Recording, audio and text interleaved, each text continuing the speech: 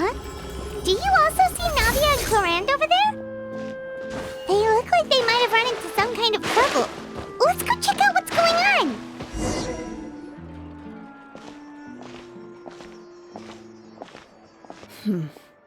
Still no dice? Not at all. And I've asked pretty much everyone in the court of Fontaine already.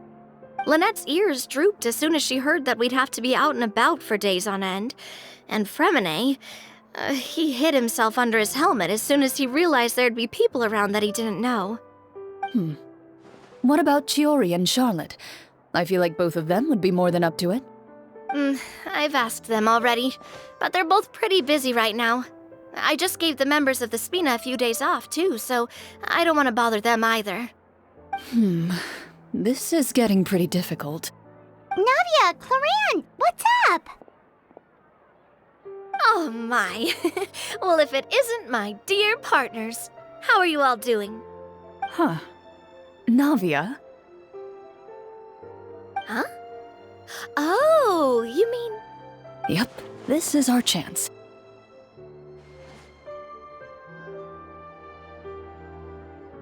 Do you need our help with something? Oh, precisely. My dear partners, we've got a huge problem right now that only you can solve. Whoa, for real? Absolutely. We've already exhausted all our other options. Traveler, Paimon, would you join us and play Marechaussee Hunter Judgment Day? Marechaussee what now? It's a new game script by the Tabletop Troupe, a local roleplay adventure club. Ever heard of the Tabletop Troupe? They put out games that allow you to participate in a story and roleplay characters with your friends. Oh, I've loved their stuff ever since I was a kid. That sounds super interesting. Clorinde and I are both veteran members of the club. Recently, someone came up with a new script and was looking for people to help playtest it for them. And when they asked, of course I couldn't refuse. I mean, come on, a brand new script? Nobody has ever played it before. Generally speaking, scripts at that level of development have a lot of issues, but I think this one is pretty solid.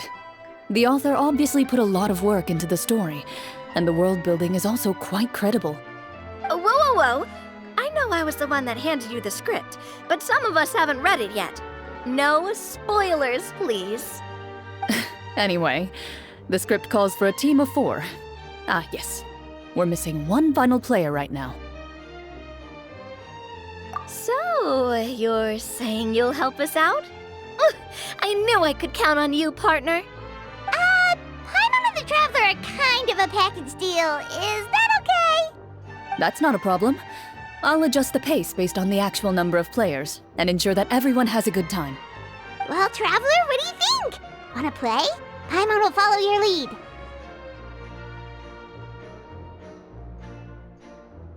Well, that solves our problem. You have our thanks. Woohoo! I'll go grab the script manager from the club right away. The script manager? Didn't you just say that you gave Clorinde the script? The club introduced a completely new kind of gameplay for the script. In this iteration, the Game Master's version of the script is incomplete. The script manager provides the next part of the script only after players have completed the current list of objectives. On top of that, in order to increase player immersion, the club has created some of the story's sets and scenes in real life. We'll only know where we should go once the script manager reveals the starting location. Wow, you're right. Whoever wrote this script really did put in a lot of work. And it's got a real healthy amount of suspense, right? I mean, even the GM doesn't know how the story will end. I look forward to experiencing it with you all. Why don't you go meet up with the others first? They should all be waiting at Chiori Boutique. I'll come over with the script manager as soon as I find them. Sounds good. Remember to always watch where you're going, and don't rush. You say that like I'm 6 years old or something. Let me think. What kind of character should I play this time? I just hope you'll pick up some useful skills this time. Oh, and stop trying to persuade every animal you come across.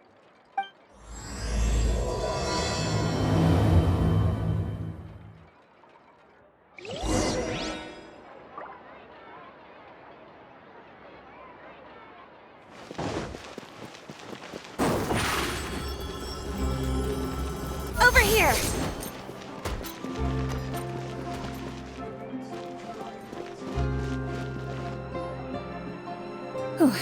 Sorry to keep you waiting.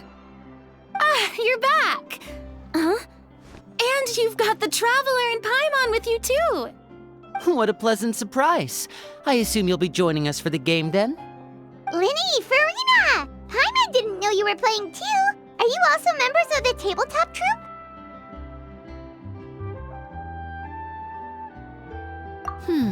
I'm more of a casual member, if anything. I haven't taken part in many formal club activities. Lynette, Fremine, and I play something similar at the Hotel Bouffe Tété sometimes, but I'm usually the GM. Still, I'm sure it'll be fun being a player for the first time. I'm looking forward to it. Well, I'm not a member of the club at all. Clorinde simply woke me up first thing this morning, said there was a good script worth experiencing, and asked if I wanted in. If you're interested, I can give you a referral. That should give you a 40% discount on membership fees. I think I'll wait to see how this experience plays out first, especially when it comes to the quality of the script. If it's sufficiently fun, then I'll join. Do you participate in a lot of tabletop troupe activities, Clorinde? You could say that. She's actually one of the few senior game masters of the troupe. Right. I knew about that even when she was still my subordinate. It's nothing. Really, just a small hobby of mine.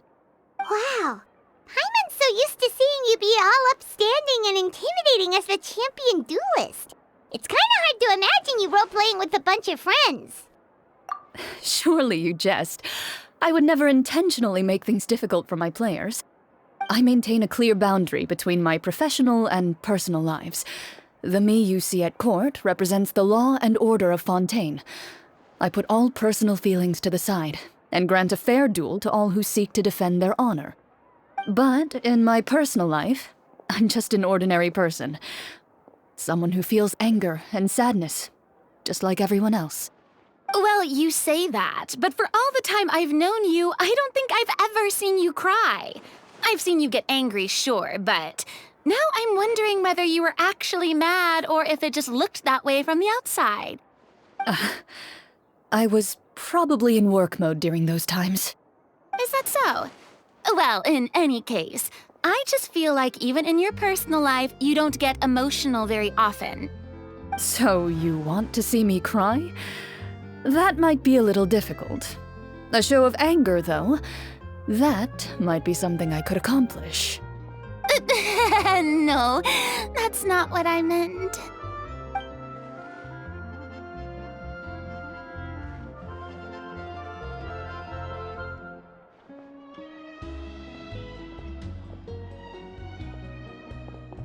Ah, I'm back! Here, allow me to introduce you to the script manager, Mr. Florian. Pleasure to meet you all. Hello?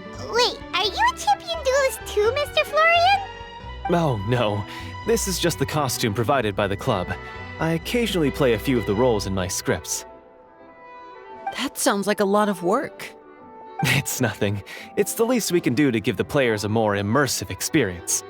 Anyway, allow me to give you a brief introduction of the script. This script was adapted from the real history of the Marachose hunters. You all will play the role of hunters from a bygone era and resolve a series of events unfolding in the capital. Paimon's not super familiar with the history of the Marachose hunters. Is that a problem? Oh, no problem at all. I can give you a brief rundown. So, basically, Marachose hunters were people who dedicated themselves to hunting monsters and protecting the city by using a special swordsmanship technique passed down over generations. Their story can be traced back to the ancient Remurian dynasty, as well as the first hunter, Cassiodor. But I'll leave the finer details for you to seek out and discover later. And I'll provide additional commentary as the story progresses. And In that case, brave hunters, are you ready to set out on an unknown adventure? Whoa, just one sentence and it's like we're in the story already! Aha, I see many a determined gaze before me. Very well, head over to this location and begin your heroic journey. So, as we follow the story, it leads us to specific scenes? Ooh, sounds pretty innovative. What does the message in the envelope say? It's the exact location of the scene, as well as the formal permission to use the venue. Seems like they have everything prepared. Please check all your belongings, everyone, and make sure you haven't forgotten anything. Once you're ready, please follow me to the designated location. Sounds good! Hunter Squad, move out!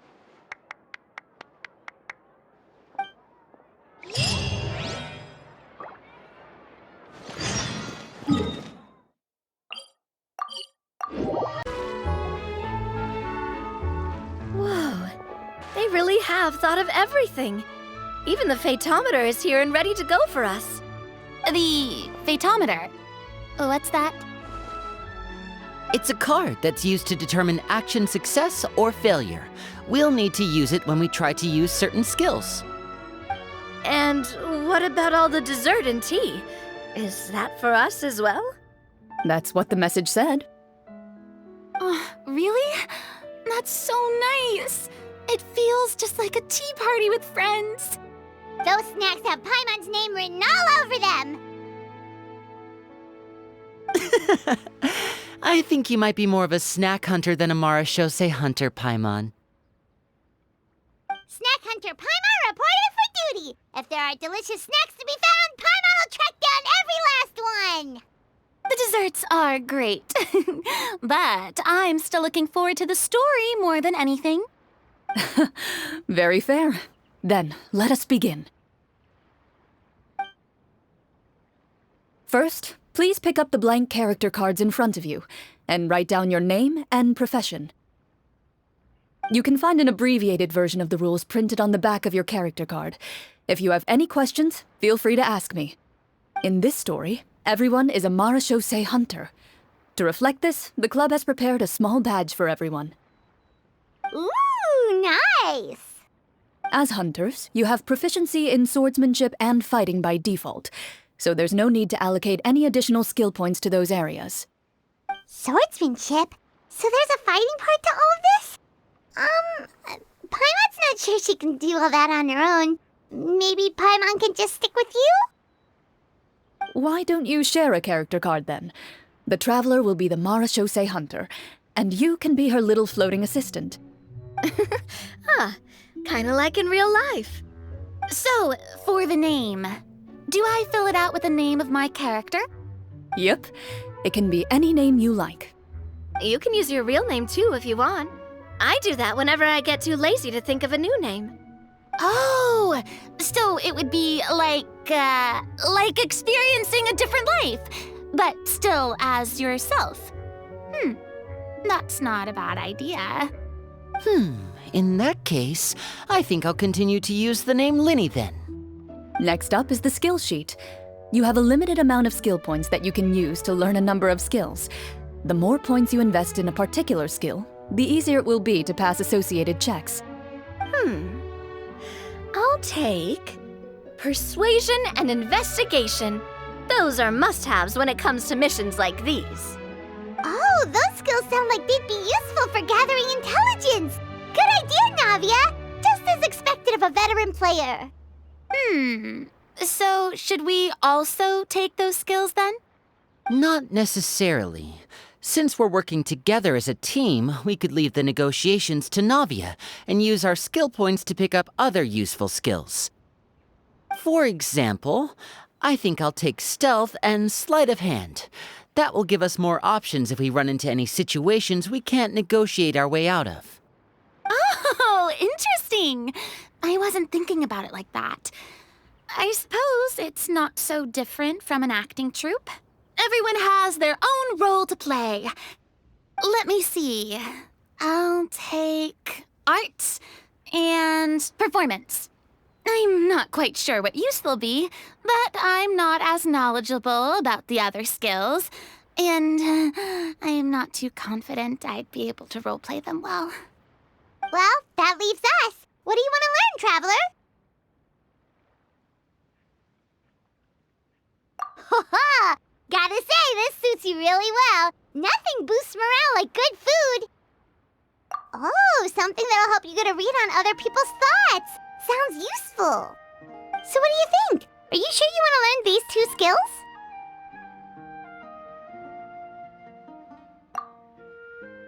Let's see. Oh, looks like you each have enough points to choose one final skill. You've all picked such classic skills. It's fine to go a little bit out of the box, you know. Why do I get the feeling she's getting ready to cause trouble? For example, this one here. Summon. Doesn't it sound super mysterious and cool? Oh, I saw that one just now as well. The description says, this skill can be used under certain circumstances to summon characters or creatures that fit the script's world-building rules. The script's world-building rules, huh? But how are we supposed to know what a Marashose hunter can summon?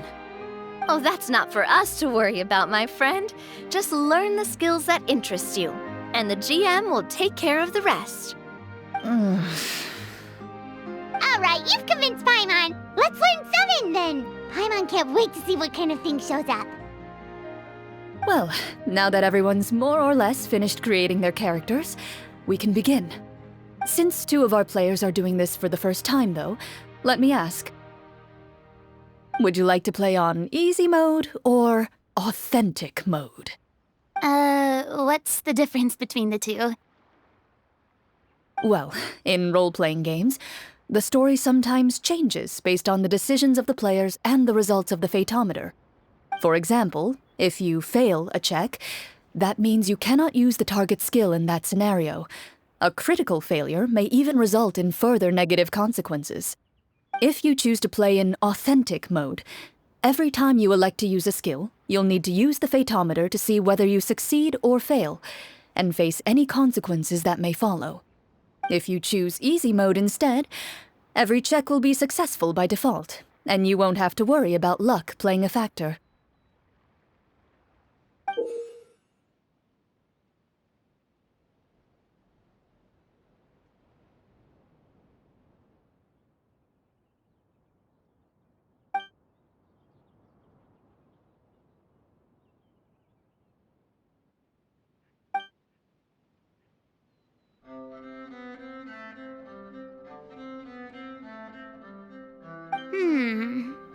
Given that I'd like to focus on the story, I suppose I should pick easy mode.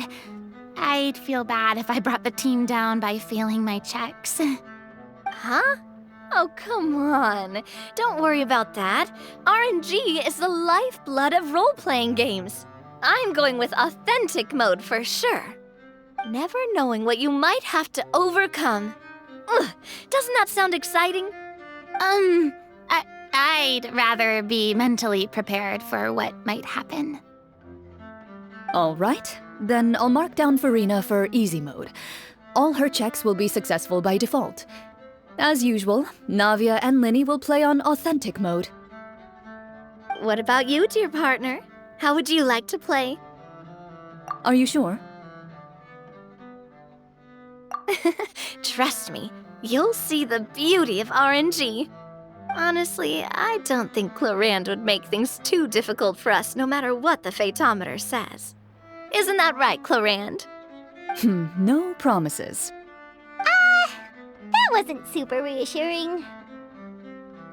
Well, anyway, enough talk. Let's get started. I want to experience at least a good chunk of the story today. Speaking of the story, why is the beginning scene on a beach? Well, that's because... a long time ago, back when human civilization was still in its infancy, powerful demons and evil sorcerers ruled over the land. They created a host of monsters and sent them to slaughter all humans in existence. Soon, a group of human rebels banded together. With their swords raised, they swore to brave the darkness, and in doing so, subdue each and every monster that sought their destruction. They became known as the Marashosei Hunters.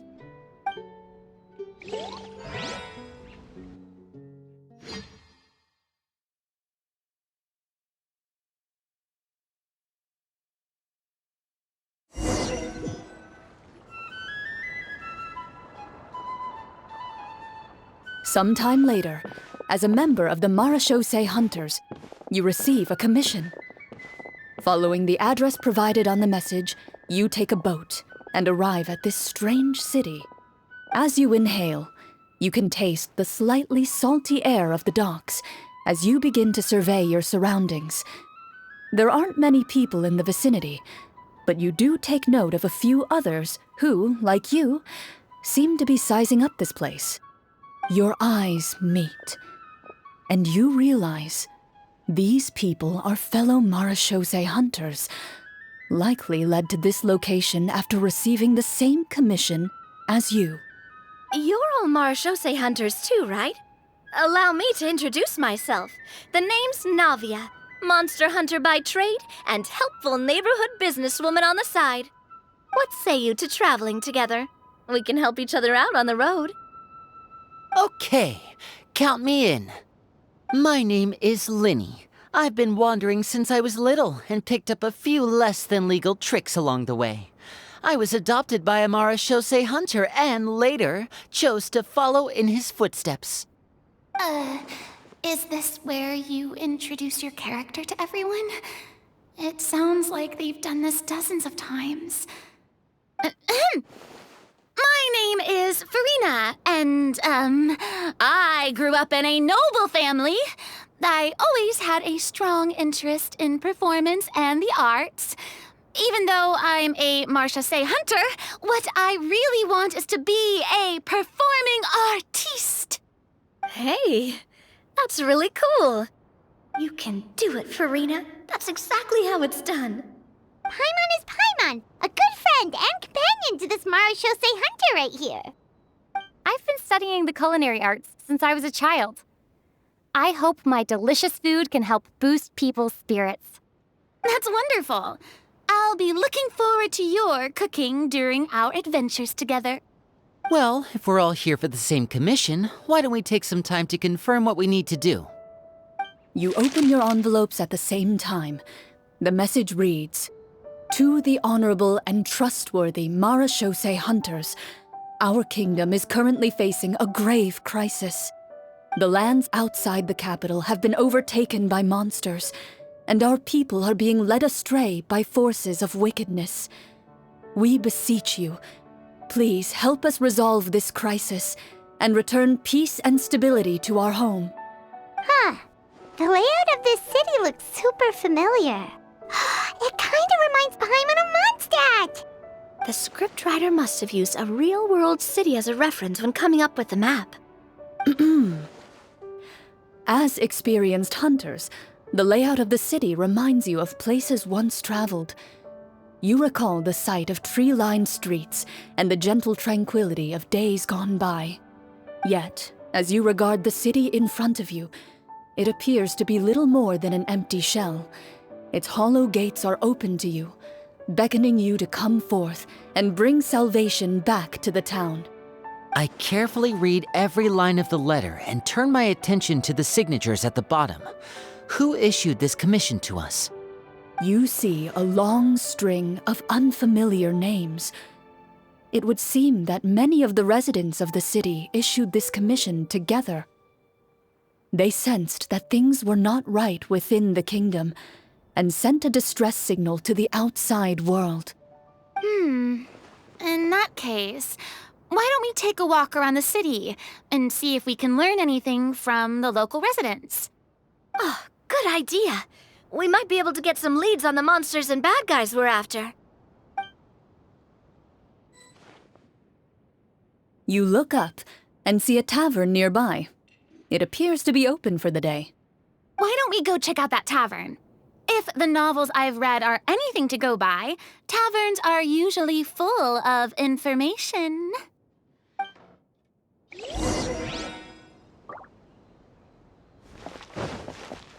As you approach the tavern, you find a plainly dressed woman standing nearby. She appears to be rather troubled about something.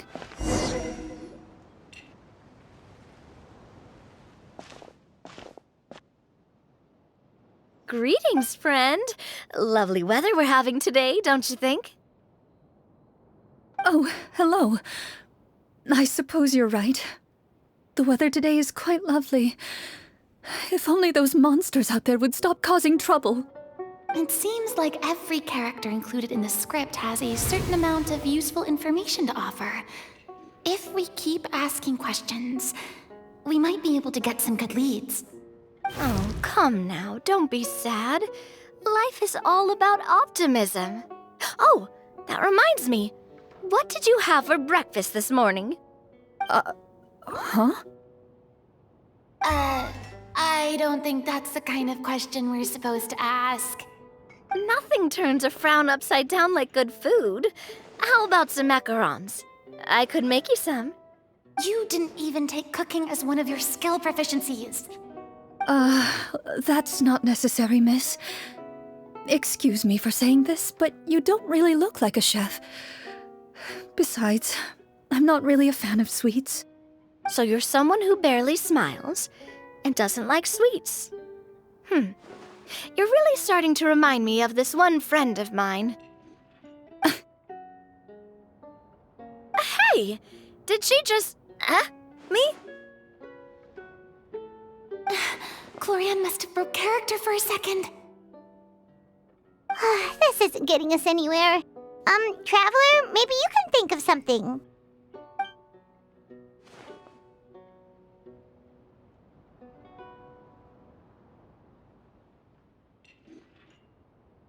The results of insight checks aren't disclosed to the players, so I'll be the one consulting the fatometer.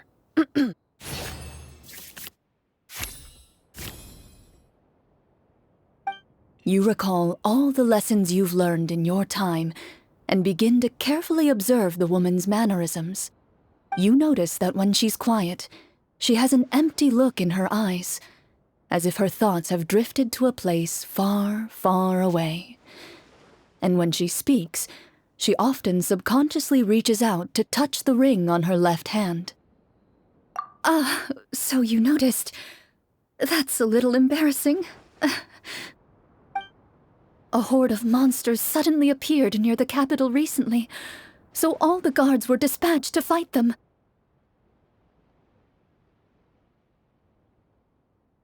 Do you remember when those monsters appeared? I'm not completely sure. All I know is that my husband was dispatched to fight them 3 days ago. Do you know where he was sent? It all happened so fast. When we said our goodbyes, he couldn't even tell me where they were sending him. You have our thanks, friend. We'll find and defeat those monsters as soon as possible. We sincerely hope your husband will be able to return to your side soon. Oh, thank you. Don't worry. We'll find him. Just try to remain optimistic and wait for good news. We don't always get to choose what happens to us. But we do get to choose the little things like what we eat and how we respond to the things life throws our way. I hope that one day you too will recognize the power of something as small and inconsequential as a delicious dessert. I'll do my best. You bid farewell to the woman and continue your journey further into the city.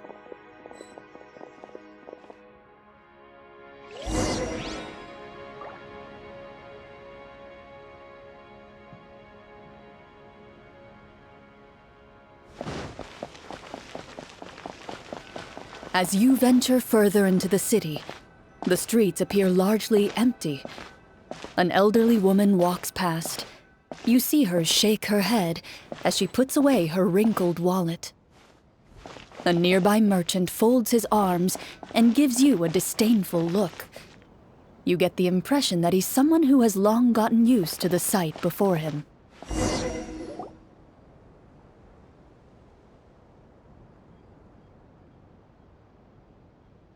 Although he doesn't seem very friendly, merchants are usually a good source of information, right? Pardon me, sir. I'd like to ask a question if I may. That depends. How much are you willing to pay? How about this much?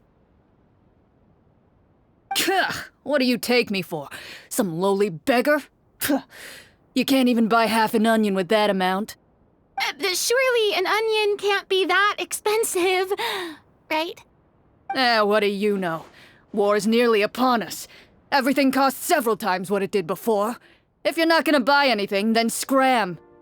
Whoa, what a nasty guy.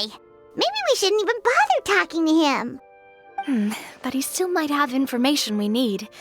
Traveler, can you think of something?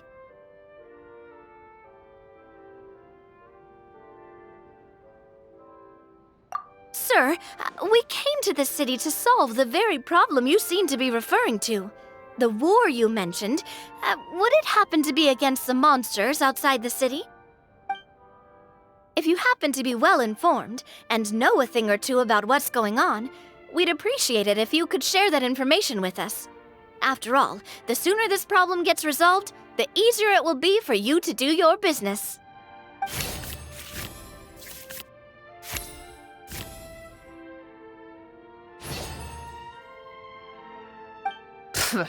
Well, things are basically as you said, young lady. Those monsters are camped outside the city, and they've been destroying all our trade routes. We have limited reserves within the city, so if this continues, we're all gonna be in big trouble. Wait, you're saying no one has put a plan in place to distribute supplies or maintain order? We could all starve and those nobles in the palace wouldn't even break a sweat. Who knows? Maybe they've been in cahoots with the monsters all along. That is concerning. All right. That's all the information you need, right? Off with you now. I've still got business to do. You know, if you smiled a little more, you'd definitely get more business. And I bet that would make your life just a little bit sweeter. I'm not saying it's guaranteed to work. It's just a tip.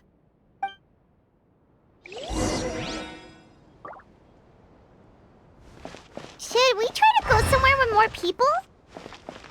Oh, how about the city square? Follow me.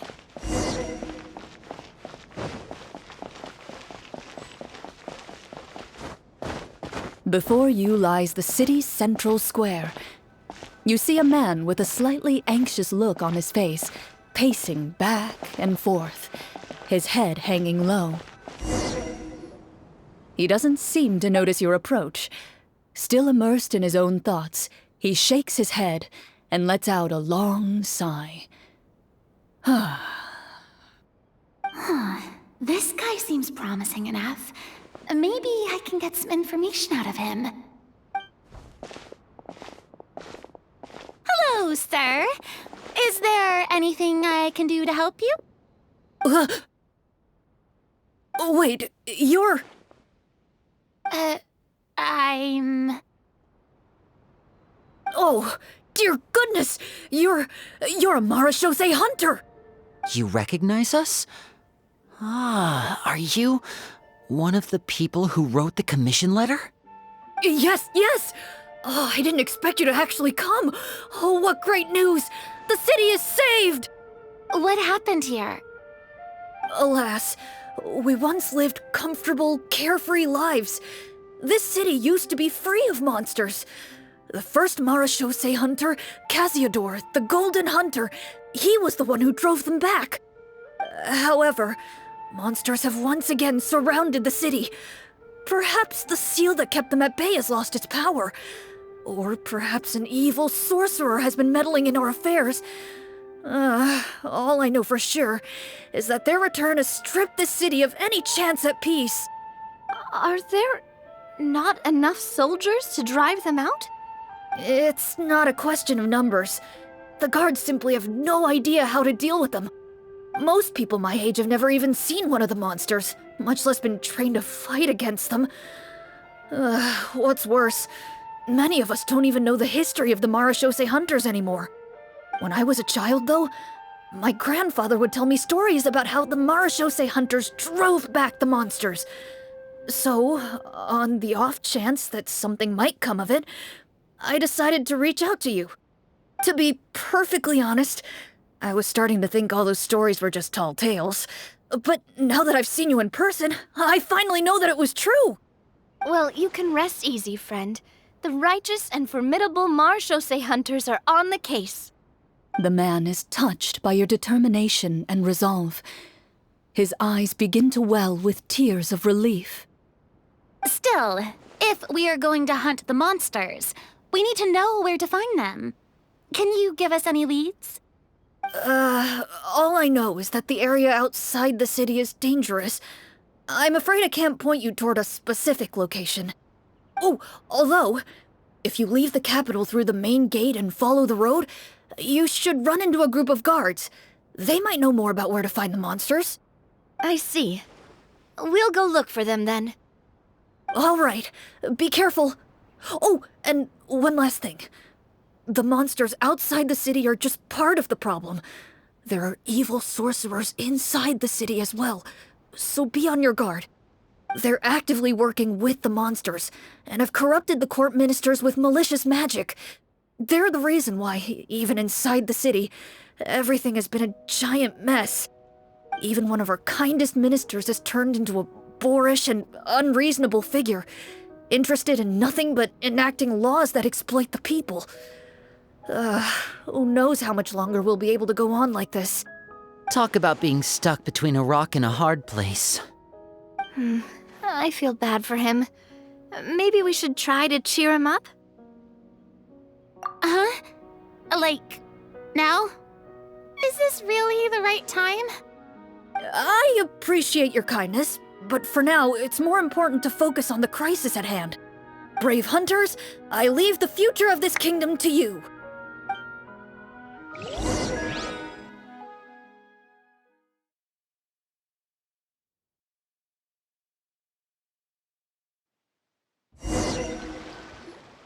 If I understood correctly, there are currently 2 problems in the kingdom that need solving, right? Exactly.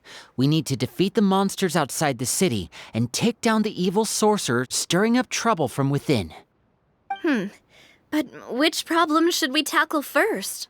Well, this seems like a good moment for a break. Take some time and discuss what you want to do. Let me know when you've made your decision.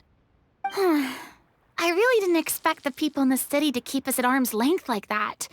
I totally thought the hunters would be treated like heroes. Well, Clorinde said the script took cues from the real history of Fontaine, right? Maybe the real-life Marashose hunters were also treated like that.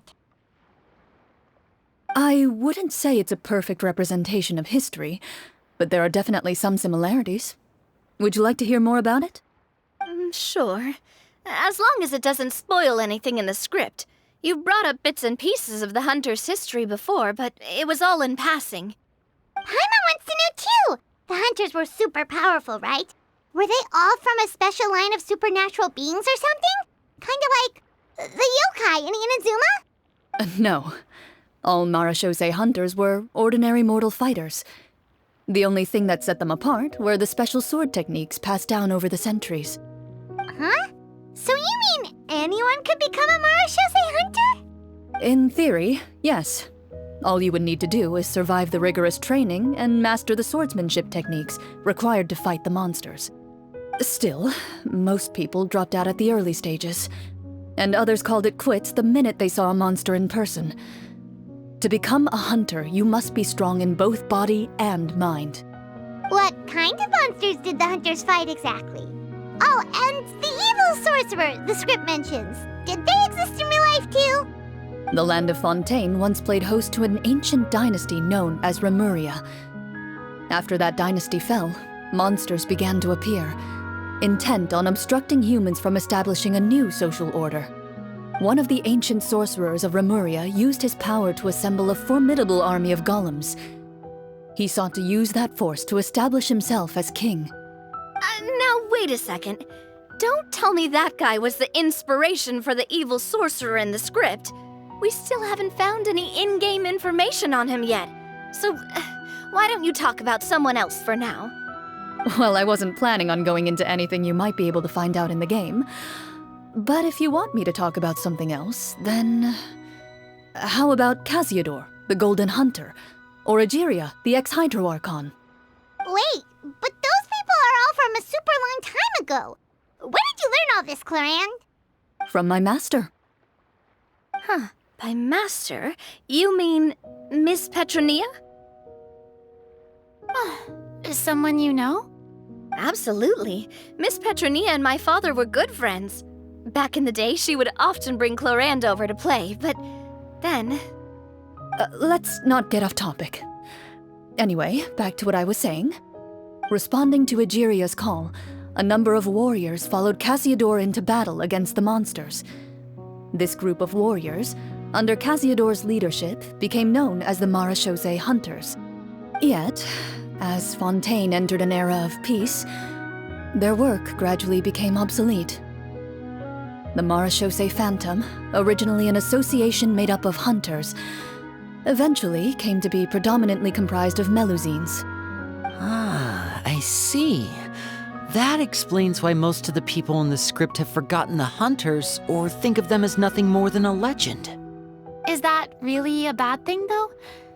It can get tough always being the one shouldering everyone's expectations. Depends on who you ask, I suppose. If the name of the organization no longer commands respect, investigative work is bound to suffer.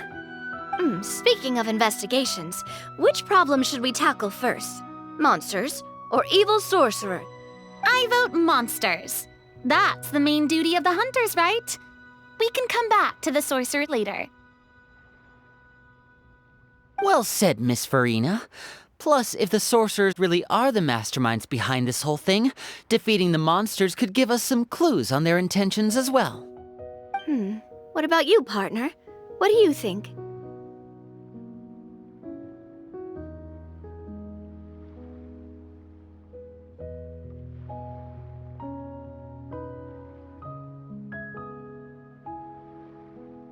I mean, you're not wrong. But those characters are usually the ones pulling the strings behind the scenes. More often than not, they're very formidable opponents. Going after them now might be jumping the gun a little bit. We don't want a total party kill on the first day, right? With Clorinde as the GM, I wouldn't rule out the possibility.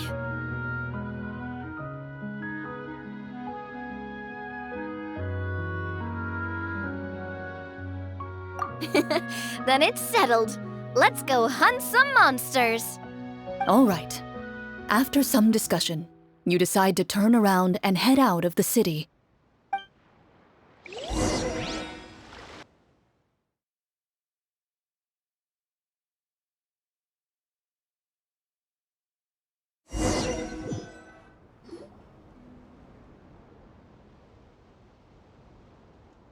Let's take a look around, like that guy said. You there! Outsiders, halt! Who's there? An armored man approaches you. He has a tall, muscular build and a determined expression in his eyes. Just one look, and you can tell he's fought in his fair share of battles. Although he's trying his best to conceal his current state, his uneven gait and the sweat dripping down his forehead make it obvious that he's been wounded and is in serious pain. I'm the captain of the guard. I saw you sneaking around the city earlier, so I'll only ask this once. State your purpose, or it's off to the dungeons for the lot of you. Wow, it's been a while since someone's been this suspicious of us. I said talk, not whisper between yourselves. Have you ever heard of the Marechaussee Hunters? Marechaussee Hunters? Ha! That fairy tale, you mean? What, you expect me to believe you're one of them?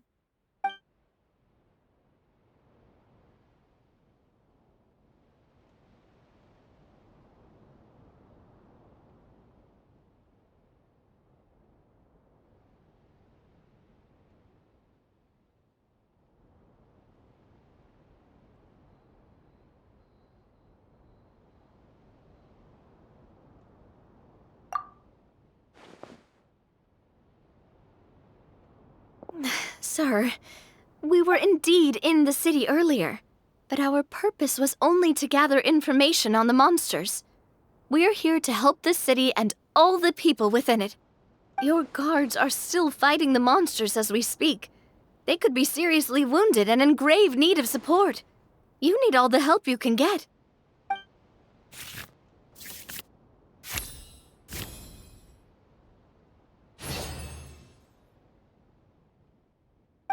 The man regards you with doubt and concern. After a period of inner struggle, he lets out a long sigh and informs you of the locations where the monsters have appeared.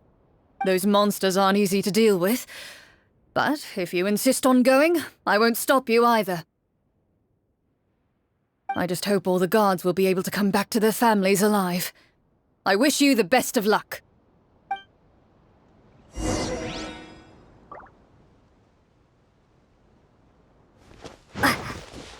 Based on what the captain said, the monster should be right up ahead. Let's go. Hopefully we're not too late. As you approach the battlefield, you see numerous people lying by the side of the road. They appear to be dressed like guards. Their faces are filled with desperation and terror. Some are screaming and cursing in vain, as if still trying to banish the monstrosities they saw from their minds. A few of the wounded look up at you in shock and disbelief. "Quick, leave this place. Turn around and don't look back," they yell.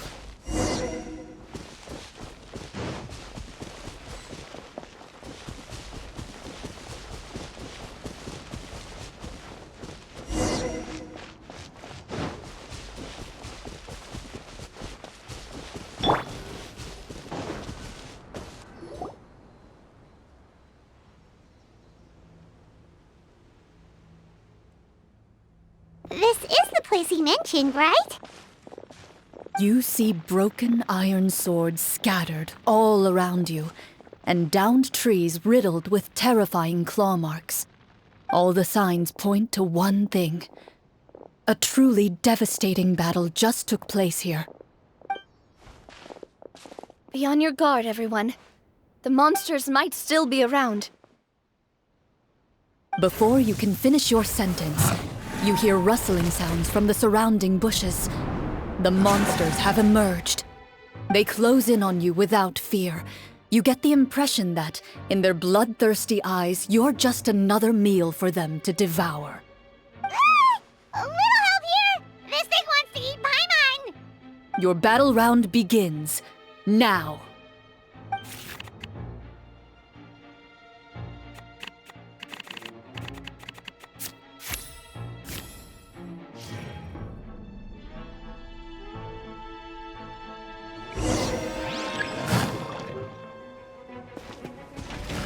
And voila! Yoo-hoo! Time to shine! Here comes the finale!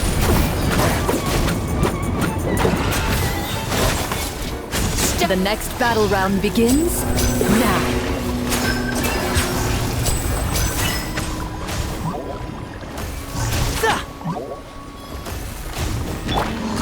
Umbrella warfare, I guess! Oh, fire! Well, with rocks. Ha! Ah! The monsters let out a terrifying roar of anger and resentment before dissipating into thin air. Ugh, thank goodness it's over. We're lucky the Marashose Hunter class came with all those preset skill points. Otherwise, we would have been in some real trouble. I never knew the photometer even determines the amount of damage you inflict. If you get unlucky, isn't it just game over right then and there? That's part of the fun. The uncertainty of fate is what gives these games their appeal. Just as you begin to celebrate your victory, a suspicious lump on the ground catches your attention. A suspicious lump. Wait, could it be the thing that appears after every battle? I walk up to it. crouch down, and begin to carefully examine it. I've still got my right glove on, so it should be fine for me to touch it, right? As you investigate the mound, you discover that the exposed portion appears to be made of wood. It was previously obscured by the large form of the monsters. With the monsters gone, the small protrusion now awaits your discovery, poking out of the ground like a shy flower bud. Whoa, it's a treasure chest!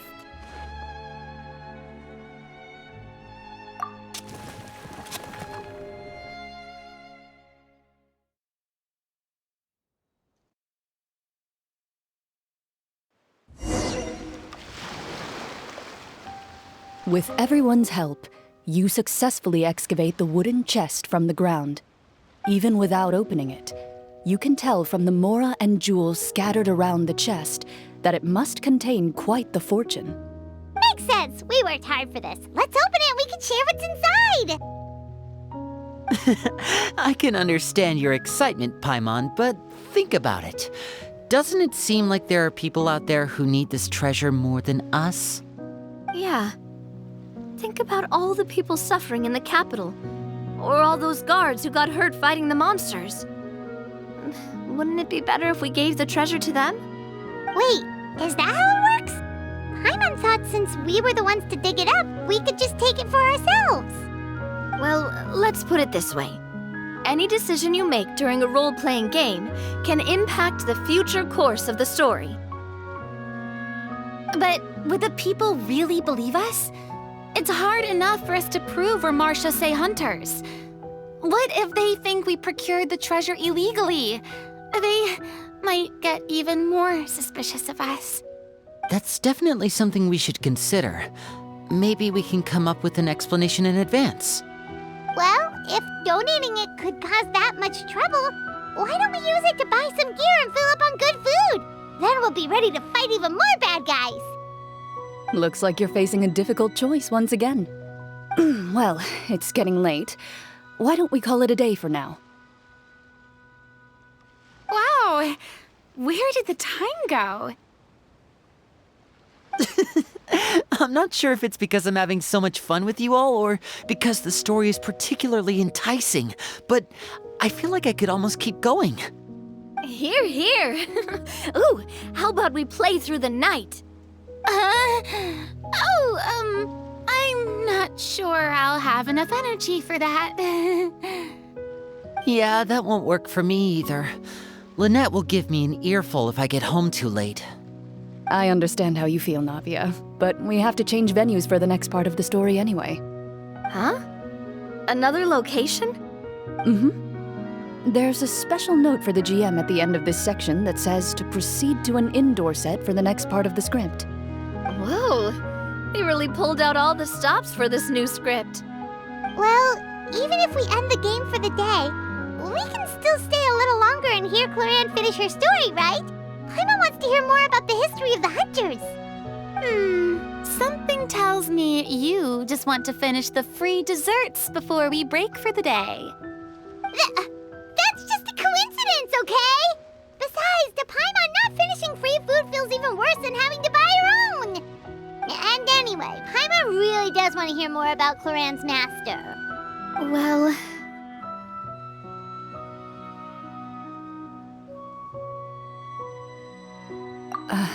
It's nothing. I appreciate the concern, but it's all in the past. It won't do any harm to share these things now.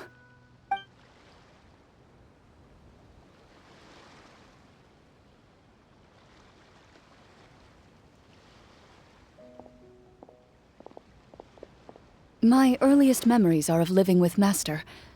According to her, she saved me from certain people of ill repute.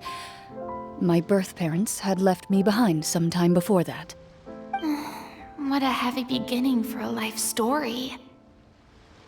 Master was a fascinating individual, if inexperienced in the ways of raising children. My first ever toy was a short sword. Although I suppose it wasn't so much a toy as something Master removed from her waist and handed to a noisy child in need of distraction. Oh wait, so she handed an actual sword to a child? Isn't that dangerous? Did you hurt yourself? Of course I did. I cut my palm and bled quite a lot. But Master was not concerned. She just stood there and casually lectured me about it. "See, that's what you get for not holding the sword properly," she told me. She then crouched down next to me and said, "Give me your hand. I'll teach you to bandage this wound. After that, it's time to learn how to truly hold a blade." Excuse me for asking this, Clorinde, but how old were you exactly when all this happened? Probably around, 3, give or take. 3? Isn't that when most kids are still struggling to hold a fork? As I said, Master was rather inexperienced in the ways of raising children. She believed trial and error was the best way to teach a child what they're capable of. I'm not so sure this is a question of experience. I didn't see anything wrong with her ways at the time. And anyway, children don't get to choose how they're raised. Oh, she did bring me back a pet from Liyue once. It was a Geovishap hatchling. A Geovishap hatchling? For a pet? That seems even more dangerous. What she said was this: "Make sure to get along, you two. If you really can't agree on something, just settle it with a fight. Whoever loses is the real pet." And how old were you when this happened? 5. Well, did you win? No, I lost. So you're saying you actually became the Geovishap's pet? Yes, but only for a week. By the end of that week, I defeated it in combat, and we've shared a cordial relationship ever since. That really doesn't sound like the kind of childhood someone should have. Later on, I gradually understood that Master most likely didn't know any other way to raise a child. She was a marashose hunter, but I never heard her bring up her own parents. Thanks to her, I learned how to navigate the forest by the age of 6, and could hunt monsters in the wild by myself the year after that. Even though the training she subjected me to was strict, she always made sure to take me traveling when she had the time. We met many of her friends during those days. That was also how I met Mr. Callis and his family. I still remember the first time we met. You were too scared to join our picnic and hid behind Ms. Petronia the whole time. I still hadn't really met many children my age at that time, so I didn't know how to interact with others. After that, though, you started coming over a lot. You loved challenging people to shooting competitions, remember? I don't think many members of the Spina ever beat you in one of those. I had a lot of fun during those days. I enjoyed them too. Oh, do you remember that one time we went exploring around the Spina together? We overheard Papa call your master Fontaine's Protector of Justice. We tried to pretend like we never heard anything, but you nearly let it slip that one time.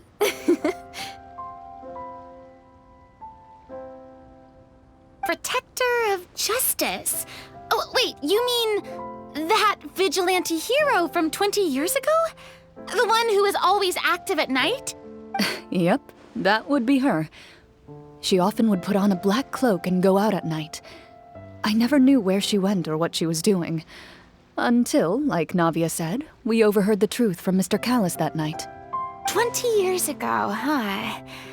I still remember the guards leaving all kinds of witness reports about her on Nervalette's desk. My apologies. Oh, there's no need to apologize. You had nothing to do with it. And anyway, everything she did was for a good cause. Although, calling herself the Protector of Order was a bit much. Especially when she deliberately operated outside the law. Huh? When did the Protector of Justice become the Protector of Order? Oh, she had a bunch of code names. I heard she would just come up with a name on the spot whenever she was asked. Later on, she probably got sick of answering those questions and decided to stick to just 2. The Protector of Justice and the Protector of Order. That sounds like her, all right. I bet she forgot which of the 2 she'd use by the time she got back each night. Well, she certainly sounds like a Fascinating individual. With her strong sense of justice, it's no surprise her student followed in her footsteps. It's true. I always wanted to become like her. Someone powerful, independent, and with a strong sense of conviction. But...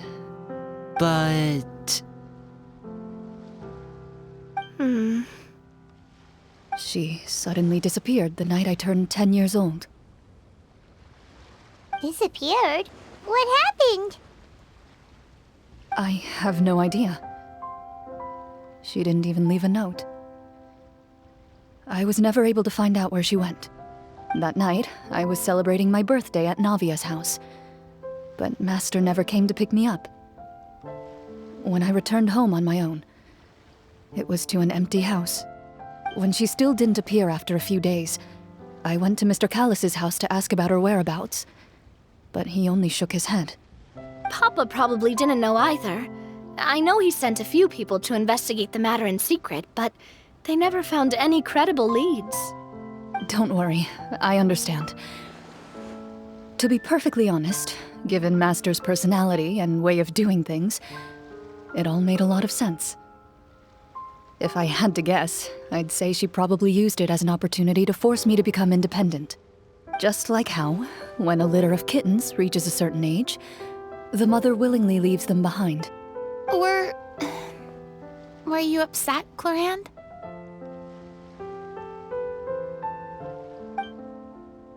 I was at first, but not anymore. I don't believe Master would suddenly disappear for no reason. There must have been something she just had to do.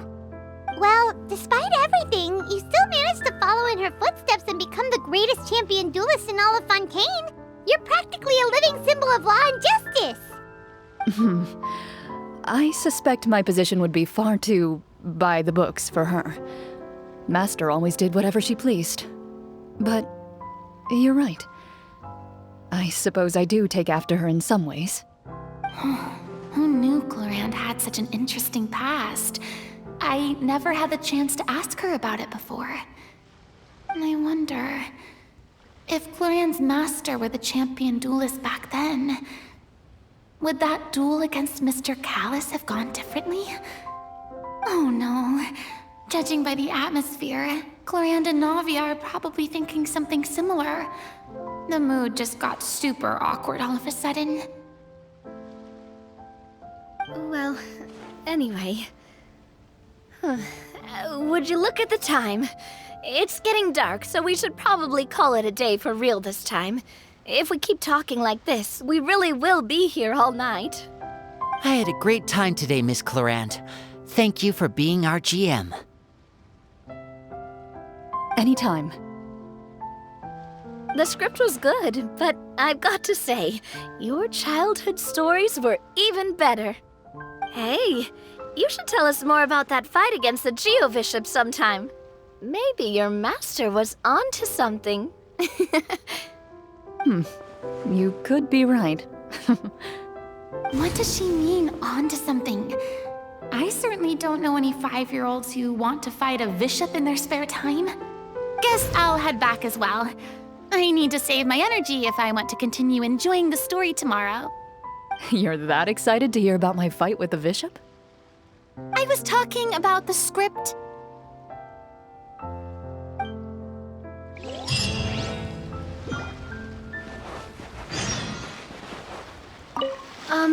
Just between the two of us, could you tell me what it was like to be the Geo-Bishop's pet? It was nothing special, really. Geo-Bishops don't understand the concept of a pet. So basically, it just headbutted me whenever I entered its territory. And that hurt? Yeah, it hurt. What, something you want to experience for yourself? Oh, I'm good. Thanks.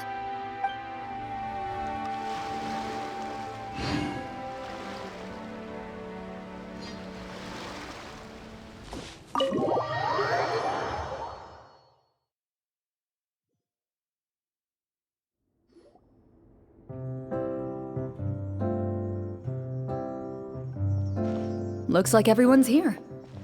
Now, before we begin, why don't we finish where we left off yesterday? There was an important decision to be made, yes? I'll pour everyone a cup of tea.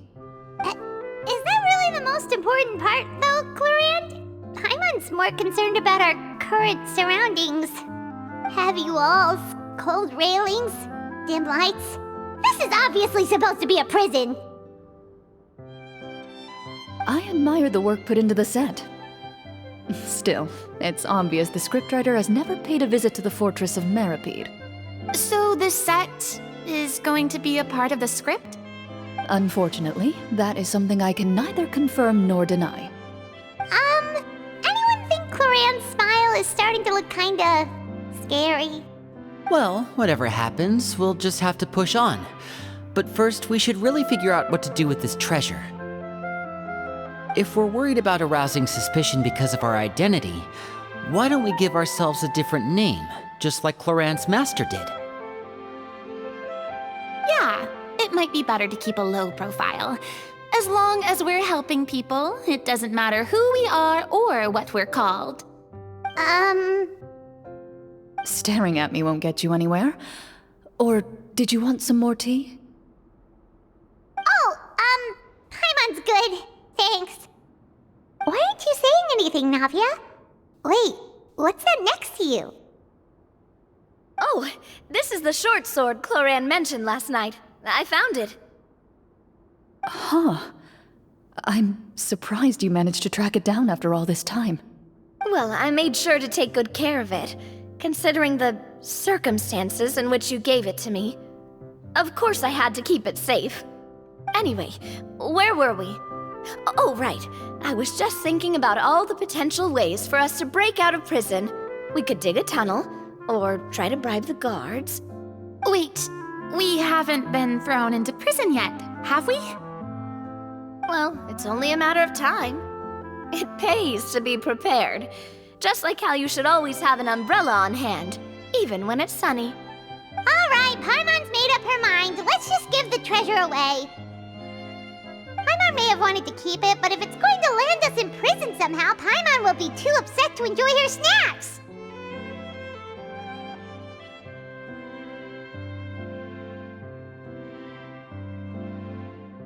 So, you've reached an agreement? All right then, we can continue with the story. Oh, and we'll collect all the scattered pieces of treasure on the ground as well.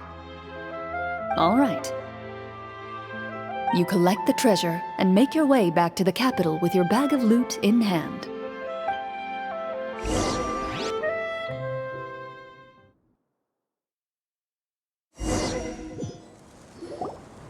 The city is still shrouded in a gloomy, oppressive atmosphere, but your spirits are surprisingly high. In places where sunlight struggles to reach, you generously share your wealth with the children, the elderly, and the poor in urgent need of help. Thank you, kind soul. The elderly woman's look of gratitude follows you as you walk away, her eyes never leaving your back until you move entirely out of sight. However, there's still quite a bit of Mora remaining. It appears you haven't made much progress. She's probably trying to tell us to speed this up. We need to hurry up so we can address the sorcerer problem. Should we go find that man again at the square? He seemed like a pretty responsible guy. I'm sure he knows the people here far better than us. Oh, good idea! Just as you start to make way to the square, intent on finding the man again, there's a voice.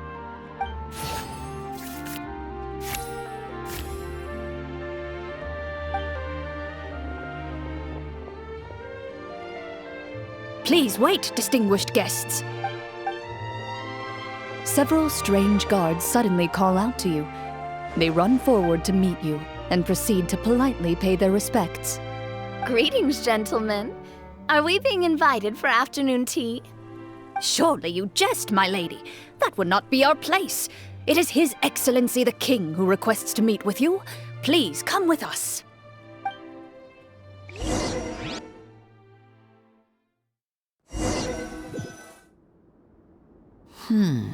Do you think this could be a trap? Well, we have to investigate the court at some point, right? Meeting the king himself would be a fantastic opportunity to do that. I say we go for it. If something happens, we'll just turn the whole place upside down. That sounds a little intense. After a quick discussion, you nod to the guards and agree to follow. They lead you all the way to the audience hall of the palace.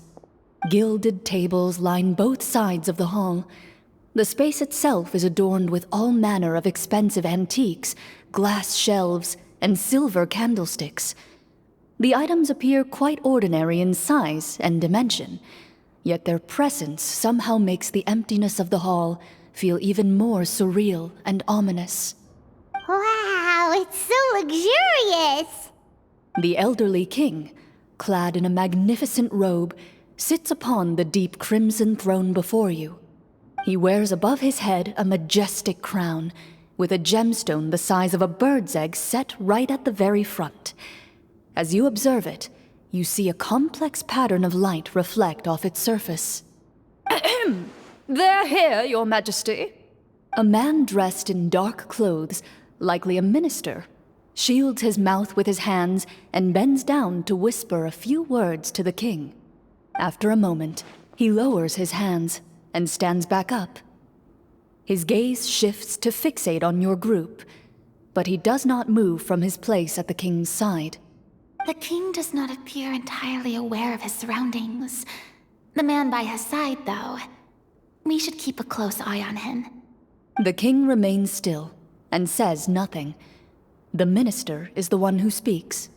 Esteemed guests, allow me to thank you for coming to our faraway kingdom. Unfortunately, His Majesty the King finds himself quite exhausted from work. So please allow me, his Prime Minister, to welcome you in his stead. I've heard tell that your group, the Marechaussee Hunters, used your exceptional ability with the sword to repel the monsters near the capital. Such a great deed deserves to be rewarded. However, seeing that I was not fortunate enough to observe such a feat with my own eyes, you'll forgive me for seeking to verify the truth by speaking to you myself. Well, we've got nothing to hide. You brought us here to talk, right? So we'll just explain what happened.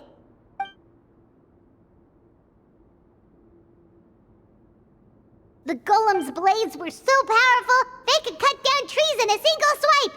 It took a lot of effort to defeat them, even for trained swordsmen like us. Well, that was enough details, right? Believe us now? Your account does indeed match those of the survivors. Since you were the ones who defeated the monsters, that must mean you are also in possession of the treasure they stole?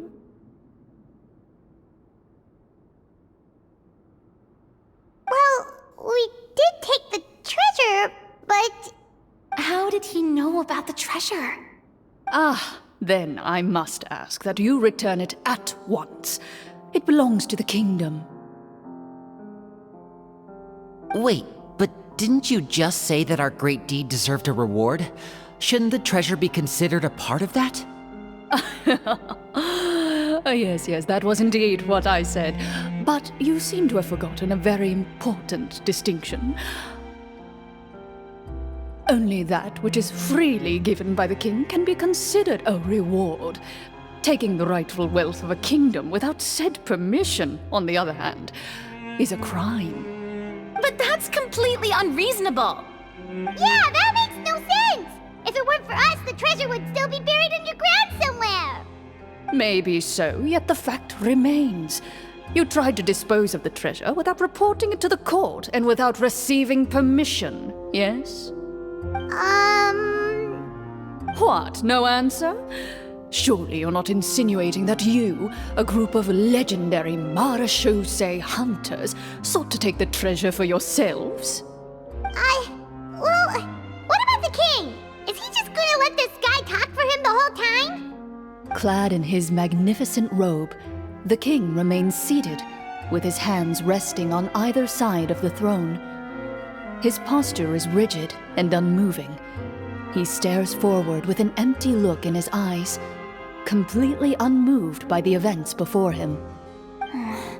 from the look of things. Could the Prime Minister be the evil sorcerer? Or could both the King and the Prime Minister have fallen under the evil sorcerer's control? I would like to observe the number of guards stationed in the hall. The guards in the palace appear fully armed, their expressions solemn. Sensing the tense atmosphere in the room, they stand at the ready, each with a hand placed upon the hilt of their sword, as if prepared to draw their weapons and surround you at a moment's notice. Well, there goes my plan to turn the whole place upside down, I guess. It appears we've been visited by nothing more than a group of ill-intentioned imposters. What a pity. Guards, take them away and throw them in the dungeons. Before I decide your fate, however, I must first determine whether you have any accomplices outside the court. Can't we try to slip away? Or maybe start some kind of riot? But if we try to fight the guards right now... Don't worry. At least we figured out who's behind all this. Let's just play it by ear. If you're scared, Paimon, just hold my hand.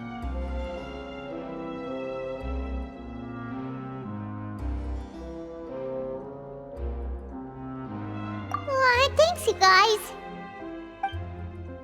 You allow yourself to be led away by guards surrounding you on both sides. It's only when you begin to feel drops of water falling from the dungeon ceiling and smell the stench of death and decay all around you that you finally realize you've stepped into a completely different world. Stay here, and don't try anything funny. The guards lock the cell door and leave without looking back. Wait, sir! Your voice echoes through the dark hall, but the only response you receive is the sound of water dripping from the ceiling. No! What should we do now? Carve out a new path of fate with our own two hands, of course. I draw my weapon. You reach toward your waist, but find nothing there. You now recall that your weapons were confiscated before the guards locked you in the cell. The bag of treasure along with them. What about that knife I hid in my boot?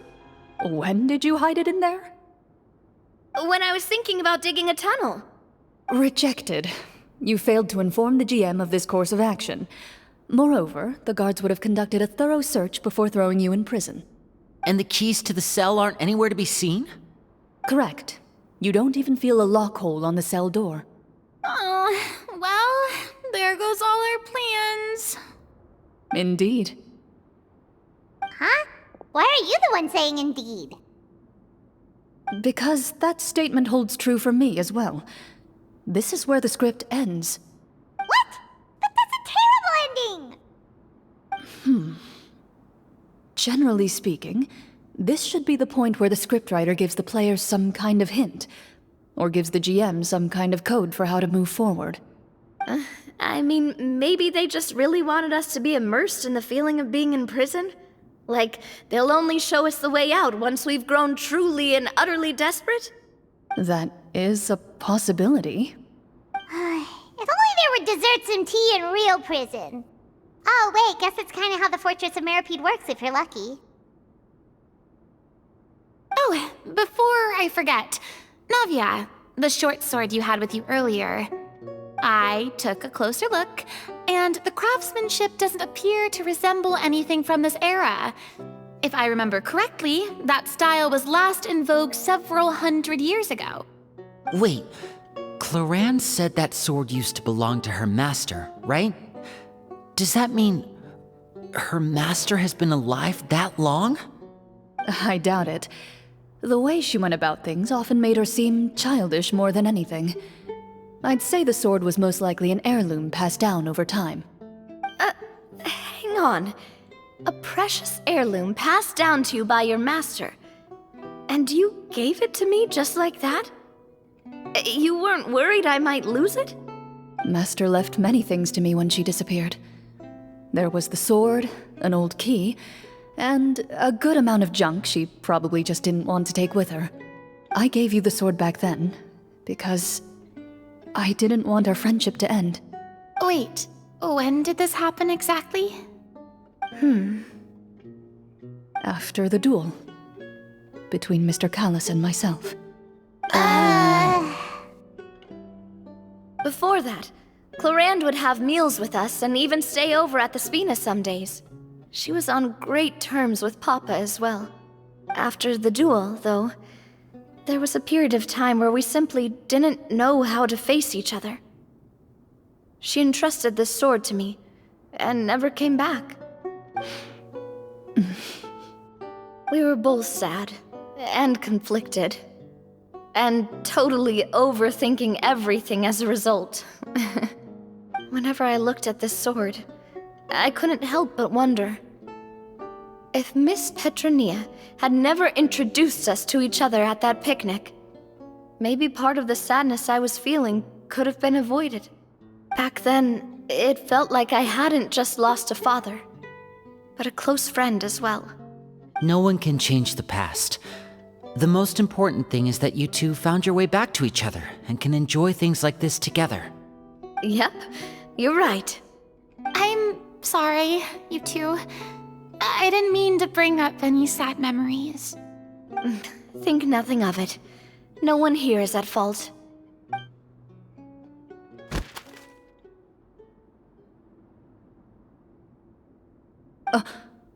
Huh?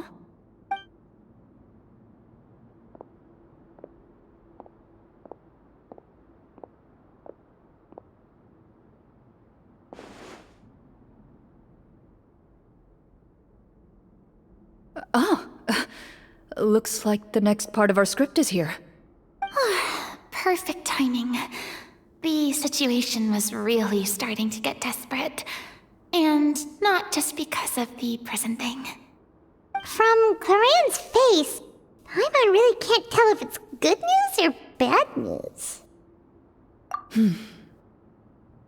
Water continues to drip from the ceiling. In this lightless dungeon, you lack a reliable way to tell how much time has passed. Eventually, you get used to the unpleasant odor of straw, mold, and rust, and find yourselves alternating between fits of drowsiness and despair. Suddenly, you hear footsteps outside the door. Heads up, everyone. Someone's coming. Gather close, everyone, and keep your voice down.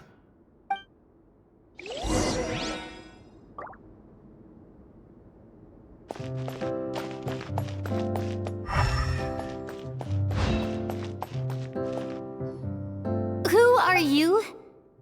I work as a guard in these dungeons, but my true identity is the same as your own. I'm also a marashose hunter. Huh? Shh! I've already sent away the other guards, but if we make too much noise... I understand, but how can we be sure we can trust you? The king has issued a formal decree. In light of the irrefutable proof of your crime, you're to be executed before tomorrow's sunrise. If you want to escape, it has to be now. Executed? We barely did anything! Monsters appearing at the same location as the treasure. Could this entire thing have been a trap? There will be time for speculation once we're out of here. As for my identity, I have no way to prove that to you just yet. Infiltrating the capital was difficult, and finding a chance to speak with you has taken a lot out of me.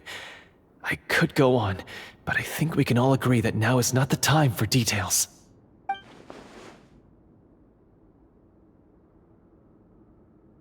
Have you seen our weapons anywhere, sir? Don't worry, I brought them with me. They're just behind the door. Still, these weapons alone won't be enough to defeat the true enemy behind the scenes. His faction is too powerful. The guards are all under his control, and he's even stationed a number of golems in various rooms throughout the palace. To defeat him, you must find a secret vault. It is said that within that vault, the marashose hunters of the past left behind a treasure with the power to defeat the sorcerer. You're not coming with us? No, I'll remain in the dungeons to deal with the guards. I'll try my best to distract them so they don't go after you. As long as my identity is not revealed, I'll be able to aid you when the final battle comes. In that case, please stay safe. Thank you for your concern. I will do my utmost. As for the location of the vault, here, This map should lead you there.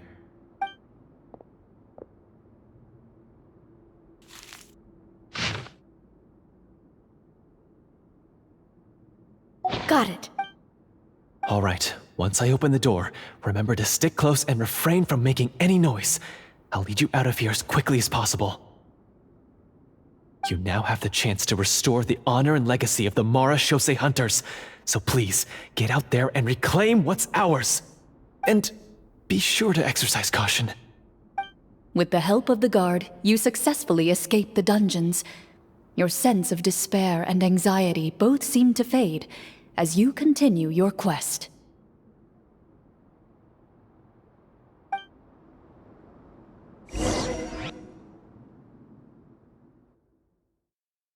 Wait, we didn't get to use our skills at all while we were in prison. Who knows when we're gonna get the chance to use that cool summon spell? That...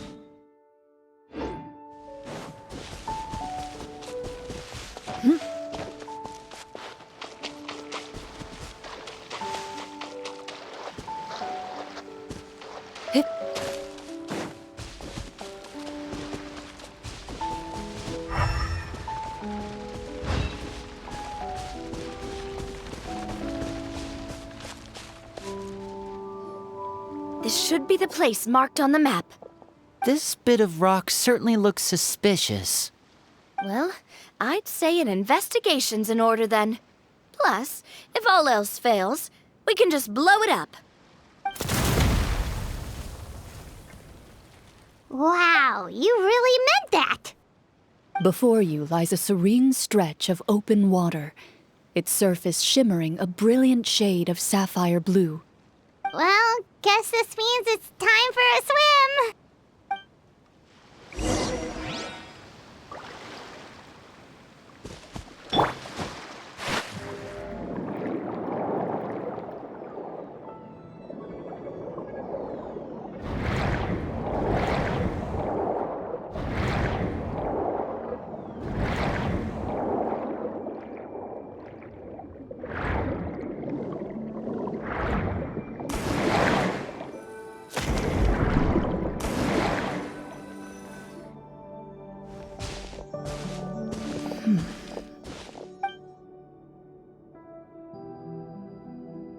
Oh, what's the matter?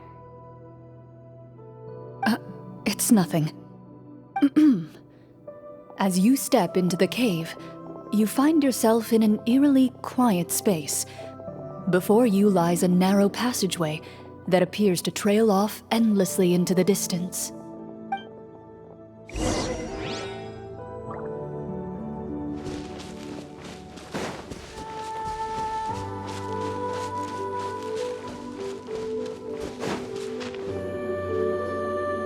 Wow, this must be where the treasure is hidden!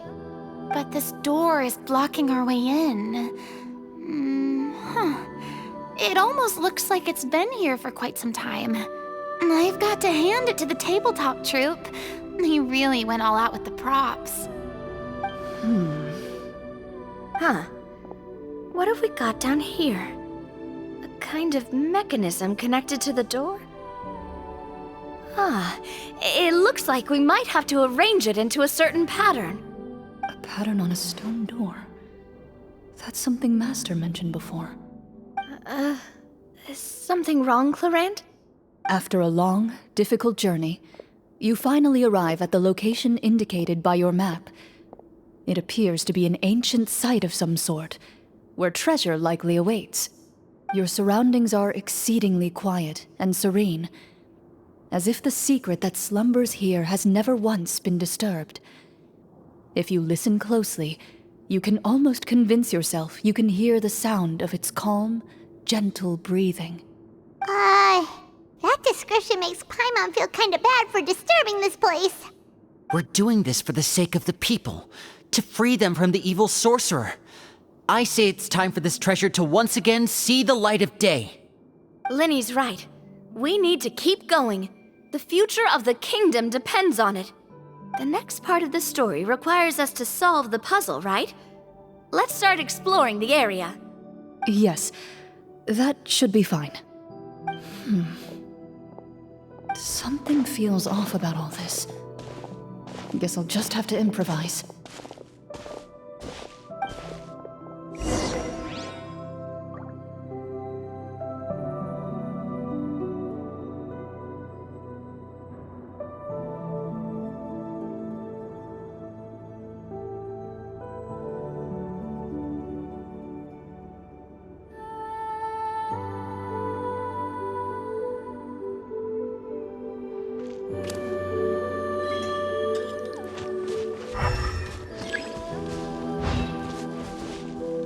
I found something! Found something here, too.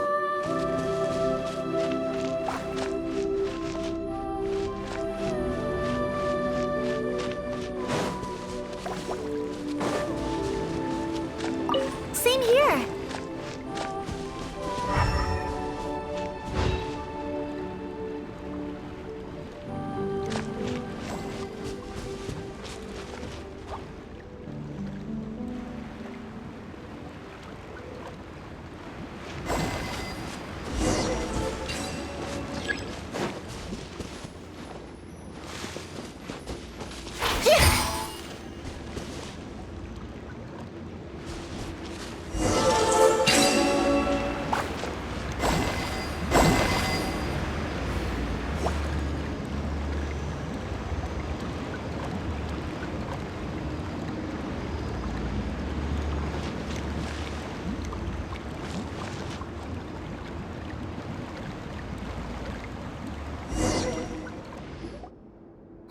It worked! Something just appeared. Some kind of new mechanism, maybe? By solving the puzzles, you prove yourselves worthy of inheriting the secrets of the past. At the end of each puzzle, you're rewarded with With? a key.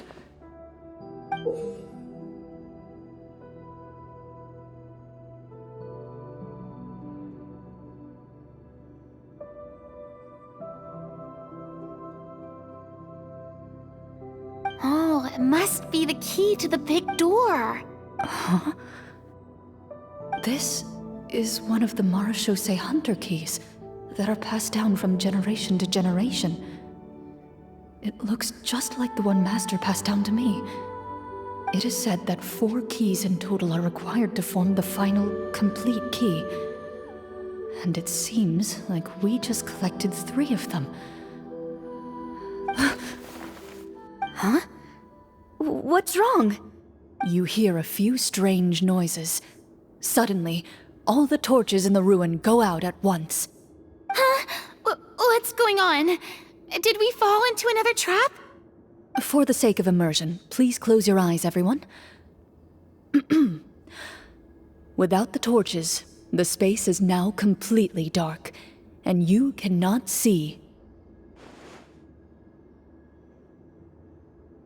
But Paimon can still see a little bit over here. Oh, right, sorry. Suddenly, you hear the sound of footsteps pierce through the darkness. There's someone else here? Oh, this is so unsettling. I can't see anything. I've been discovered then. Wait, that voice, it's...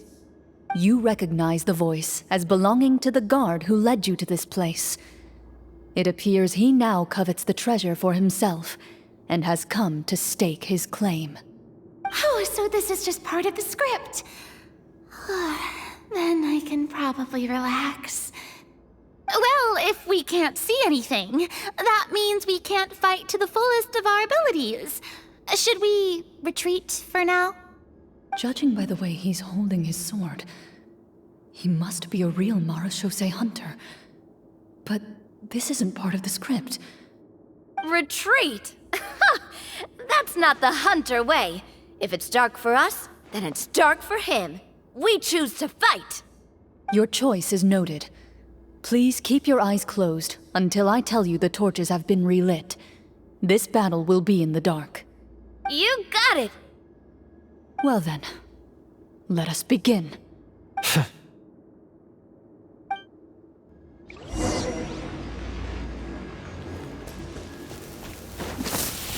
Hunt them down.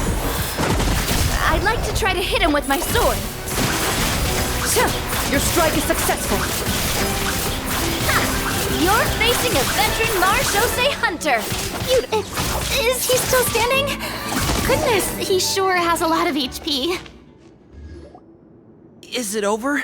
Can we open our eyes now? The enemy is strong and relentless, but the battle is nearing its end. The torches have not been relit.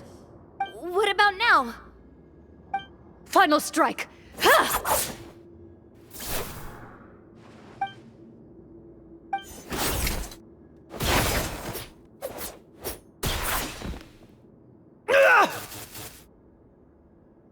Oh, well, did we get him?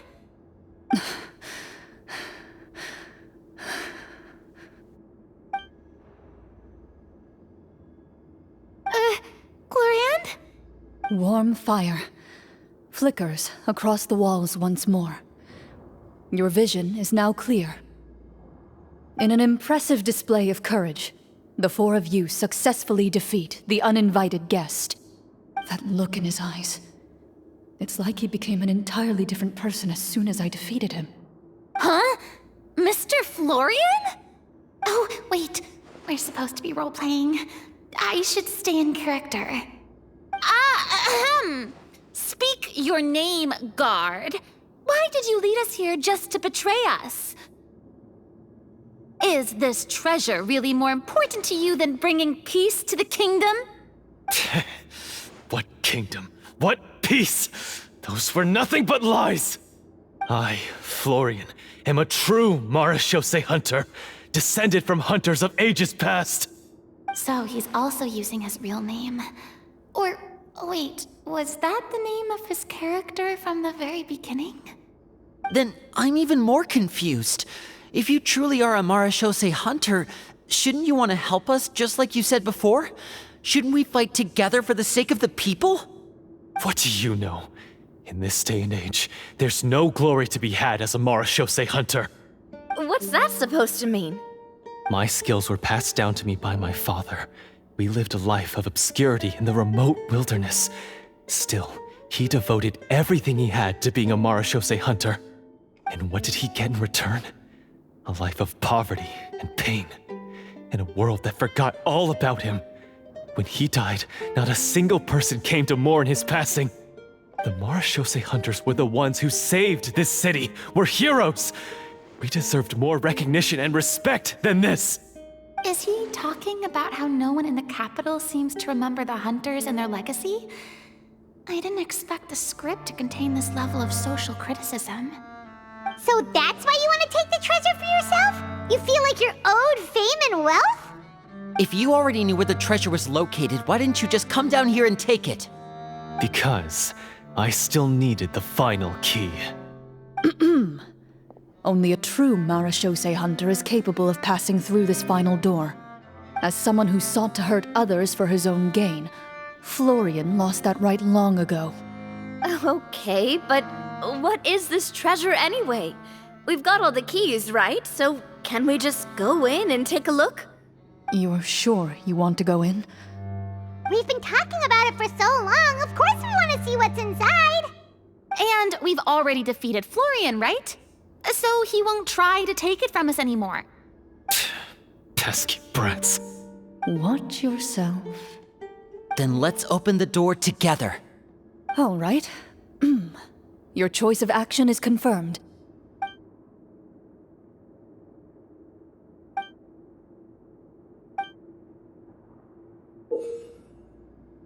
Before you, the door to the treasure, sealed and undisturbed for more than 100 years, finally swings open.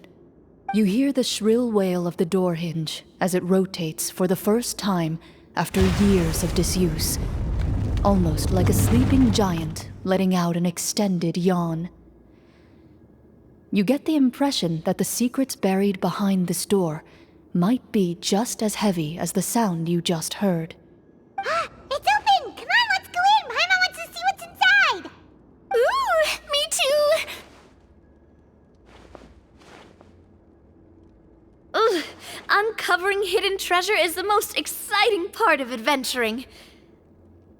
do we have here? Uh-huh. A stone tablet? And some shabby weapons? You call this a treasure vault?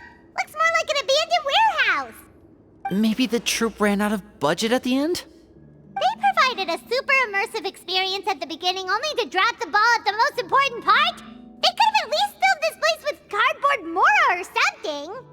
Wait, I get it now. Paimon, this is the real Marashose Hunter treasure. Huh? This is it? The Marashose Hunter treasure is just a stone slab and some broken swords? I can't believe it. I refuse to believe it!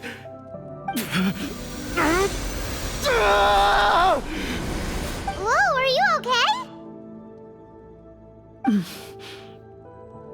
The Marashose Hunter before you appears to suffer a serious mental breakdown.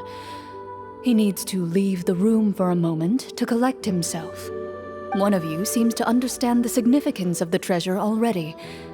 If the rest of you wish to follow suit, you may remain here in the meantime and explore your surroundings.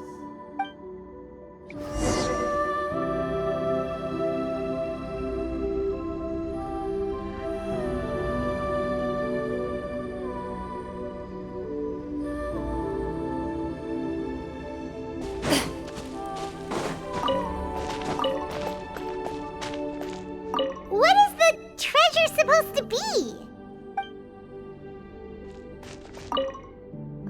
Then... the old and broken weapon? Walter.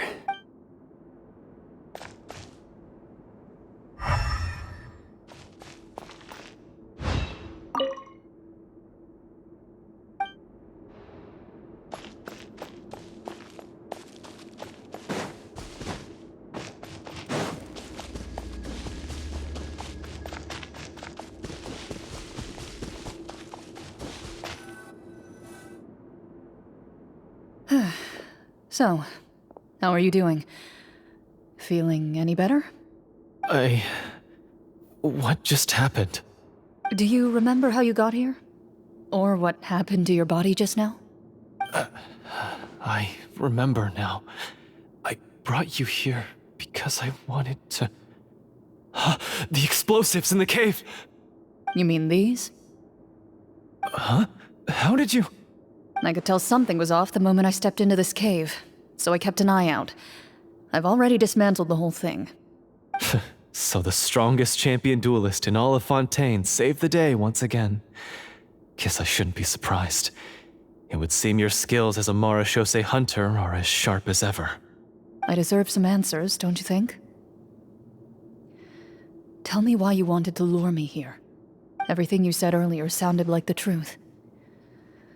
Luckily, your monologue was dramatic enough to convince my friends you were just role-playing. I don't know. I just always felt like there was something in my heart that didn't belong to me. Something agitated and angry.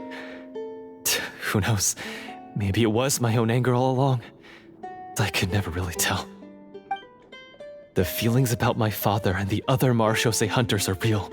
It just wasn't fair. I was angry, bitter that no one remembered them or praised their accomplishments. I don't know when it started, but at some point, my anger came to completely consume me. At that point, I remembered the legend my father used to tell me. The one about the treasure. But if the treasure was all you cared about, why plant all those explosives? Wouldn't they just destroy the treasure and bury you along with it? I can't remember. My head is a mess. It felt like there was this voice telling me to eliminate the hunters, but now it's gone. From your description, I suspect you were dealing with a devorator. Devorator? Oh, your master... your father, I mean. Never talked about it? It was a kind of monster that was active several centuries ago.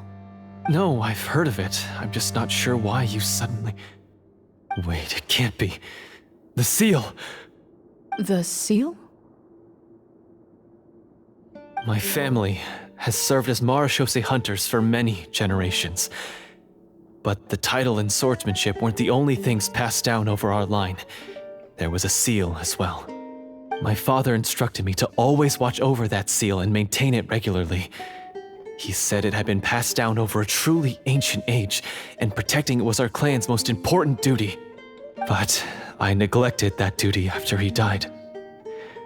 I finally decided to come down and check on it one day, and that's where my memories become fuzzy. The Devorator would be a formidable adversary for any mortal being, even ones as capable as the Hunters.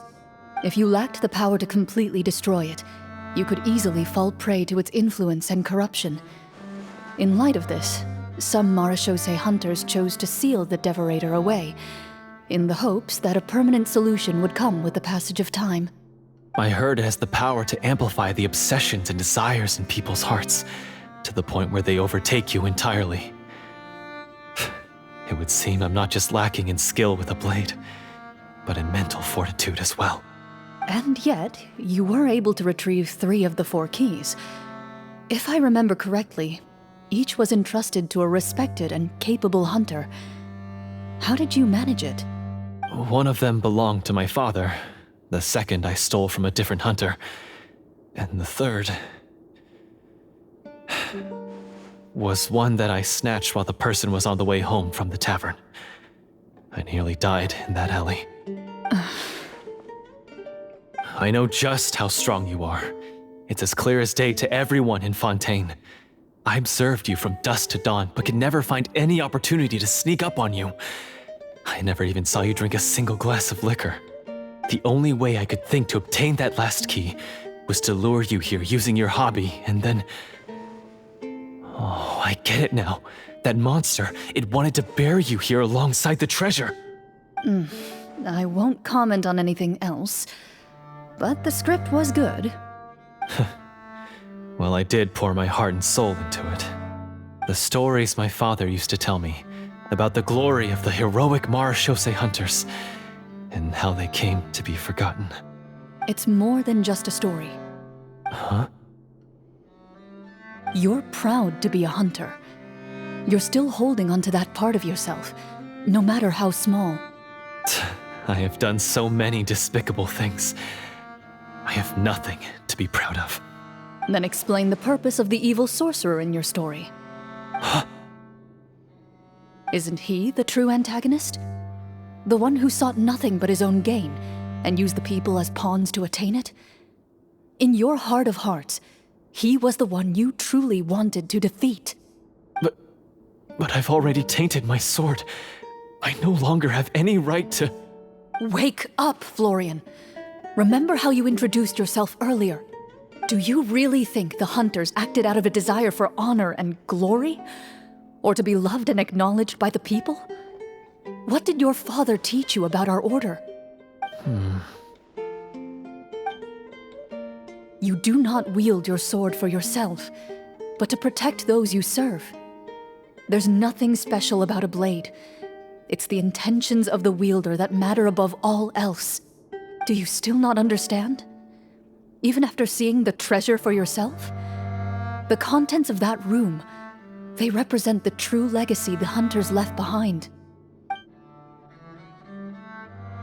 You're right. I am a marashose hunter. It's time for me to redeem, no, to finally serve the people I vowed to protect all along. I wouldn't be so quick to push aside the need for redemption. I know. That's a charge I won't bother to defend myself against. Good. Then, come with me, and help me see the script through to the end. Huh? See the script through to the end? But there's no more script left. Never finished it, huh? No, I mean, I wrote the script with the sole purpose of luring you all here. There was no reason to write beyond this point. Then we'll just have to keep writing it. The evil sorcerer still needs to be defeated. You mean the Devorator? Are you saying I have to make up the rest of the script as we go along? Is that really so hard? You've already written most of it. Surely you can write an ending where the hunters win and justice prevails. I'll be there to help you too. You aren't afraid your party will fall into danger? I know what my friends are capable of, and they're all quite skilled. Besides, I need their help. Then, are you going to tell them the truth about all this?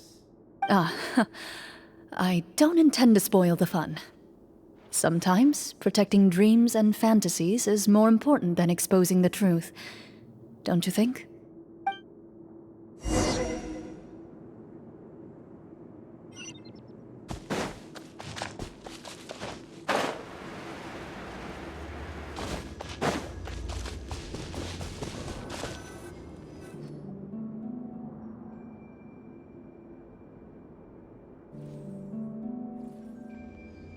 They're back!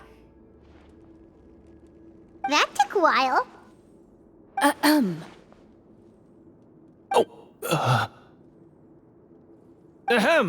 My fellow Marashose hunters, please forgive me, for I have sinned. Tone it down. Sorry. After crossing swords with you and witnessing your courage in battle, I've rediscovered my true self and regained my pride as a Marashose hunter. Oh, do I smell a redemption arc? I confess, I was brainwashed by the evil sorcerer. He asked me to lure you here so he could bury you in this cave. That little... Wait, you're saying all of that wasn't you, but the evil sorcerer? That's right. He's adept at manipulating the hearts and minds of the people. I fell under his influence because I did not possess a strong enough sense of will. Huh. And how are you going to prove that you're a changed man? We're not going to fall for the same trap twice. To be perfectly honest, I only came to my senses after seeing the treasure. It reminded me of my father's past teachings. The treasure was actually... The names of all the Marashose hunters from ages past and their weapons? Wait, you already know? Of course. Don't underestimate a veteran role player's exploration skills. Oh, wait, I mean Marashose hunter Navia's exploration skills. We just finished reading through the content of the stone tablet. That tablet recorded the lives of some fascinating people. For example, this Marashose hunter called Est. She inherited the responsibilities of the Golden Hunter and passed judgment on many people. But in private, she had a very easygoing personality. Her favorite pastime was singing and dancing. So, she was just like you. Oh, you really think so? Well, when you put it that way, I suppose I also have a few things in common with this Walter. Working as an executioner, he supposedly used a countless number of tricks to confound his enemies in battle. Oh, if only I could have seen the feats of magic he pulled off back then. Their lives were all so exciting. You could write so many cool books about their accomplishments. How could they have all been forgotten? Because they chose to be. To hunt monsters that only appear in the shadows, you must also operate in the dark. To be a Marashose hunter is to willingly give up on wealth and fame. Then this stone tablet must have been left behind by their companions. That's right. Few Marashose hunters ever revealed their identity to the public. They always protected the city from the shadows. The only time they spoke of their accomplishments would be at night, when they gathered with their fellow hunters in front of the bonfire to share stories of the monsters slain by their hand. So, this tablet was created not so that the hunters would be remembered by the people, but so that they would be remembered by each other. No wonder this place was so well hidden. You regard the stone tablet in solemn silence. The names of your comrades etched onto its surface serve as a reminder that you are never truly alone. The tablet proves that, although a hunter walks a shrouded path, it is not a solitary one. There will always be those who walk beside you, a fact that remains as true today as in ages long past. Their legacies shall continue to be passed down from generation to generation, as everlasting as the stone onto which their names are carved. Father, you once told me that I should seek out the treasure if I ever became lost. So this is what you wanted me to find.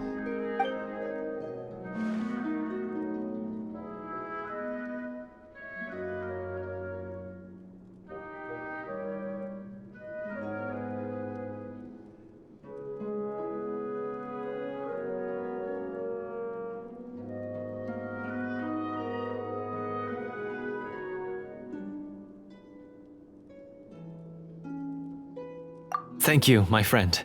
You are very kind. I implore you, everyone, please give me a chance to make up for all I've done.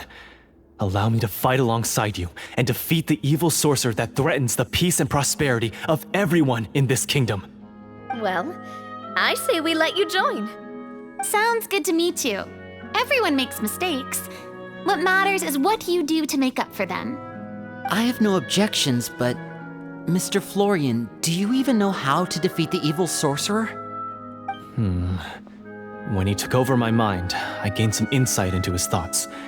Every time I thought of the treasure, he reacted with a strong sense of fear. Huh? He's afraid of the treasure? But there's nothing here except some broken weapons and the stone tablet. What if the secret's hidden inside these weapons? GM, permission to investigate.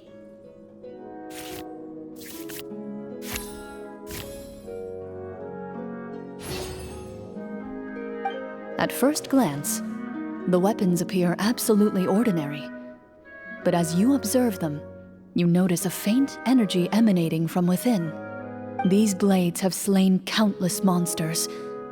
Though it's been a long time since they were used in battle, their edges remain sharp, as if they're simply waiting for the next worthy hunter to carry on their legacy.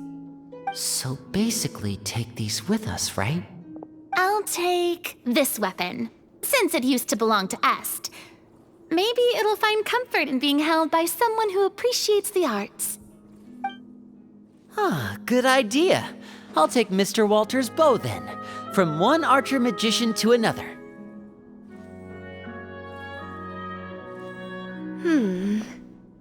Paimon's gonna pick a cool weapon too!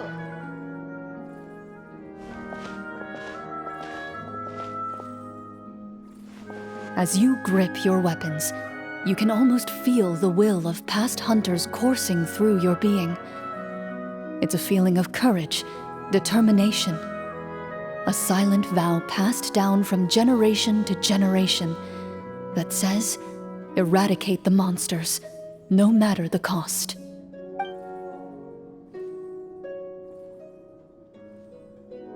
Mr. Florian, do you know where to find the evil sorcerer?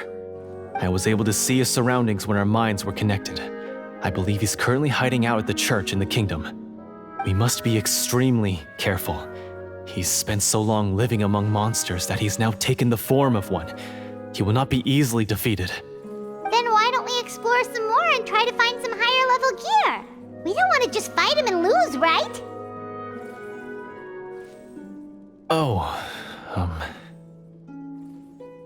No, we have to strike now. He was greatly weakened when I managed to break out of his control. If we let him rest, he might have time to escape. I agree with Mr. Florian. We've got to act while we have the advantage. Don't forget, the people of the capital are counting on us. Yeah, now that we've got a plan, there's no point in waiting. The longer this drags on, the worse it will be for everybody. Yes, that's what's called...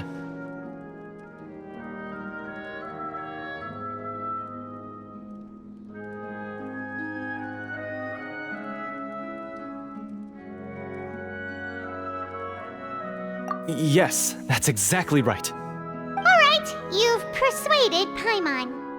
Mr. Florian, please, lead the way. Of course. Follow me.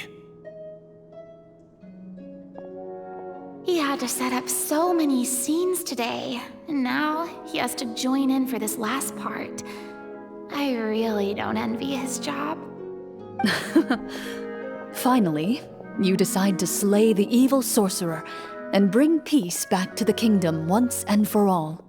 As you walk away, you feel the gaze of the stone tablet at your back, as if all the hunters of the past are wishing you success in the battle ahead and awaiting your triumphant return.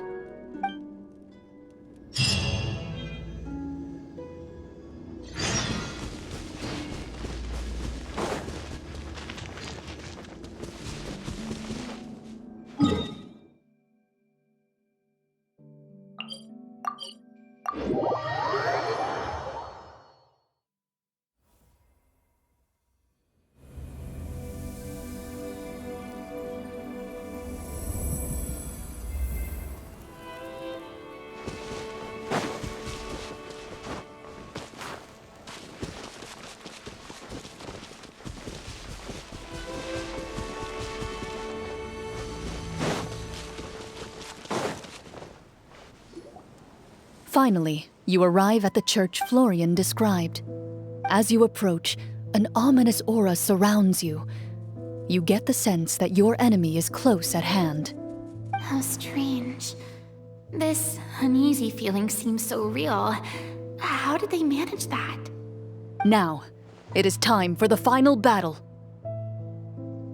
Let's go!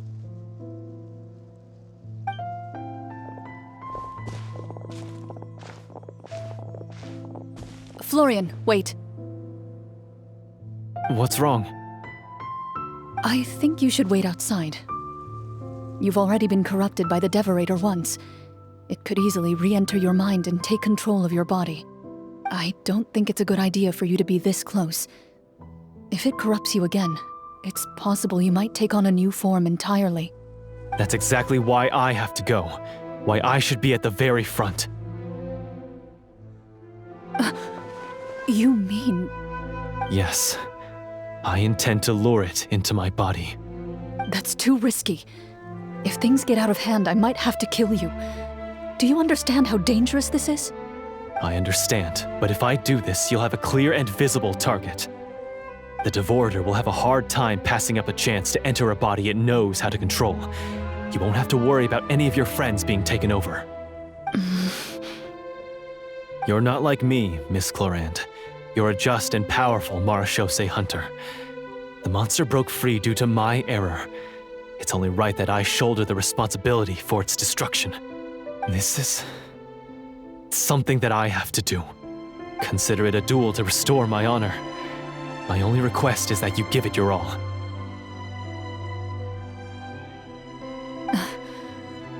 I understand. Then, as a champion duelist, I hereby accept your request for a duel, and extend to you my most sincere regards. Thank you. The battle is now upon us. Let the Devorator once again tremble under the blade of the marechaussee hunters.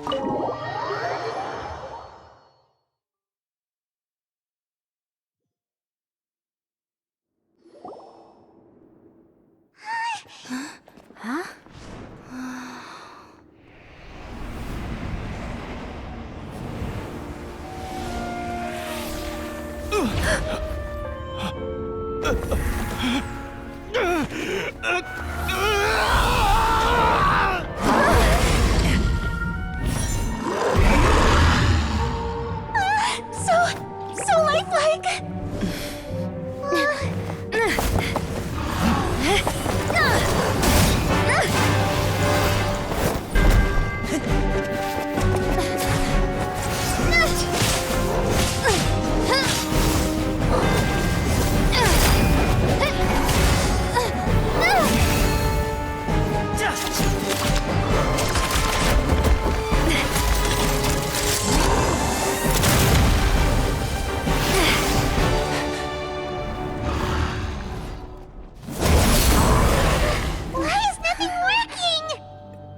This foe is not invincible.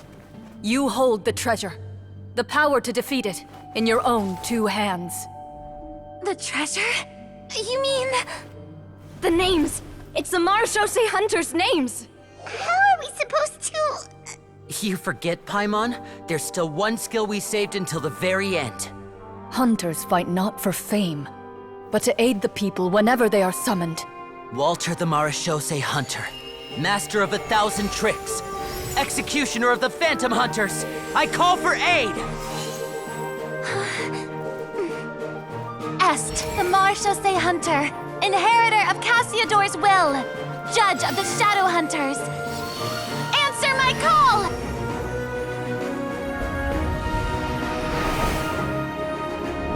Petronia, protector of justice and order. The hunter I respect the most. Thank you for saving my friend, the best one I'll ever know. Please, lend us your strength!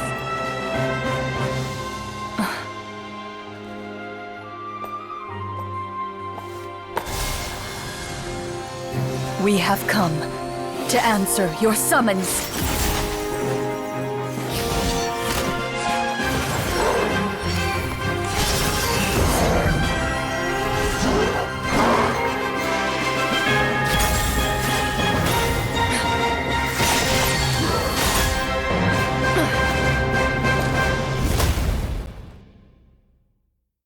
And so, the monsters were eradicated, and the sorcerer was defeated.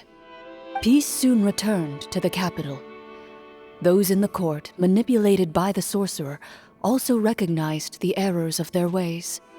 Some remembered the names of the heroes who saved their kingdom, but others simply continued their lives none the wiser. Such is the story of the Marashose Hunters.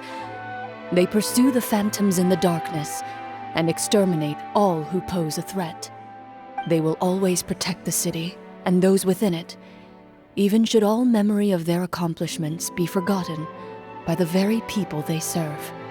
I am assuming we've finally reached the end of the script. Yes, you've reached one of the better endings. It's a pretty solid story overall. I thought it was just an ordinary adventure at first, but the further we got into it, the more impressed I became with the production and the plot. That final battle especially. All the effects were super realistic. Oh, right. Yeah, totally. That's a really good point. I never expected the weapons we picked up from that vault would have that kind of effect. Yeah, mine nearly scared the daylights out of me when it started glowing. I took a good look at it after we got out, but I don't think it ever lit up again. Oh, we should probably give these props back, right? I'll just leave mine here. Did you have a good time? Of course. Let me know if another script like this comes around. Sure, no problem. Then I'll head back for now. I think I need some time to fully digest everything that just happened. Once Mr. Florian is awake, please pass on my regards to him. He must be extremely exhausted to have passed out cold like that. You're right. He's had a lot to deal with. Well, see you all some other time. Toodaloo!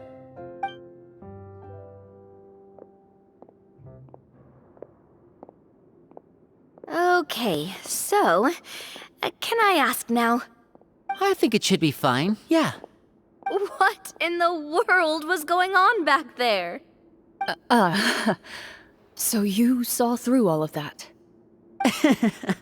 That time in the cave when you told us to close our eyes, it'd be weirder if we didn't notice anything. I was dying of curiosity the entire time.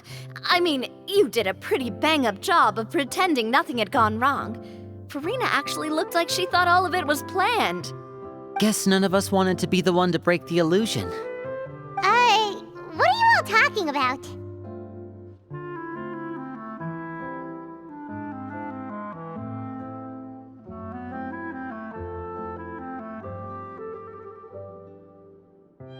Oh wait. Don't tell me you never... Ugh, this is all my fault. It's not too late to cover your ears. Here, partner, I'll do it for you. A bit late for that, don't you think?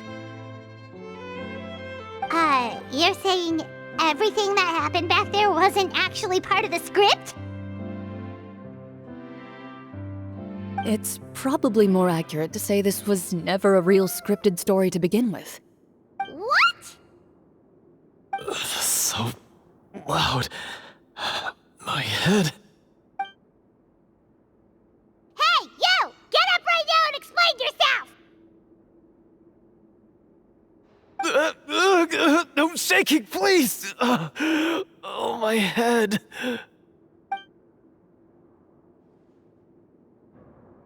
Did Paimon just hear that right? You guys made up that whole last part on the spot? It's not nice to lie to people, but Paimon's gotta admit, that was a really good story, Florian. Oh, and nice improvisation, Clorinde! Yeah, it was like watching a magician improvise a spectacular magic trick after forgetting an important prop. If Paimon knew something was wrong with that vault, she would have floated straight in the opposite direction. Everything was under control. As if you've ever described a situation as being out of control. I'm pretty sure any situation you consider to be easy to handle would scare a reasonable person half to death. Guess I'm just used to it. You must run into a lot of unexpected situations then. That explains why you're so good at coming up with things on the spot. As for you, Florian, I know there's no excuse for what I did. I'll turn myself into the guards at once, confess my crimes, and accept any punishment that comes my way. I would say you've already suffered more than enough. What? You may have been blinded by fame and fortune in the beginning, but your actions during the final battle had proven you to be a true Marechaussee hunter. You'll be far more used to the city above ground than below. Your job as a hunter is more important. But... Of course, you'll still need to take the keys and pay a personal visit to the 2 hunters you wronged. Prepare to accept any terms they give you as well. Yes, of course. As far as I'm concerned, though, your showing in the duel was enough to prove your honor. Then I'll do exactly as you said. I'll go return those 2 keys right now. Thank you so much, everyone. I'll do my best to prove myself worthy of the second chance you've given me. I swear this on my name and honor as a Marechaussee hunter. Until we meet again, everyone.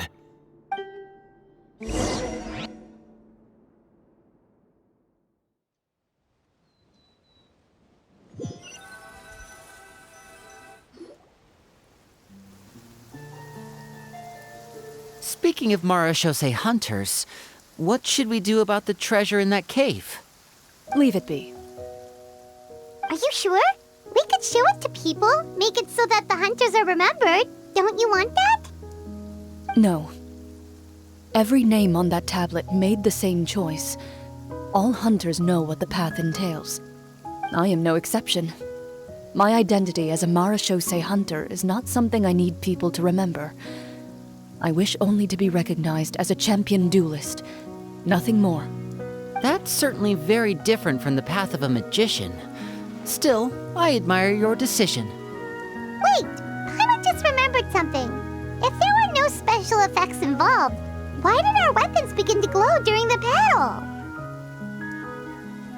That's because the Marechaussee hunters of ages past would often imbue their weapons with special enchantments to suppress the monsters.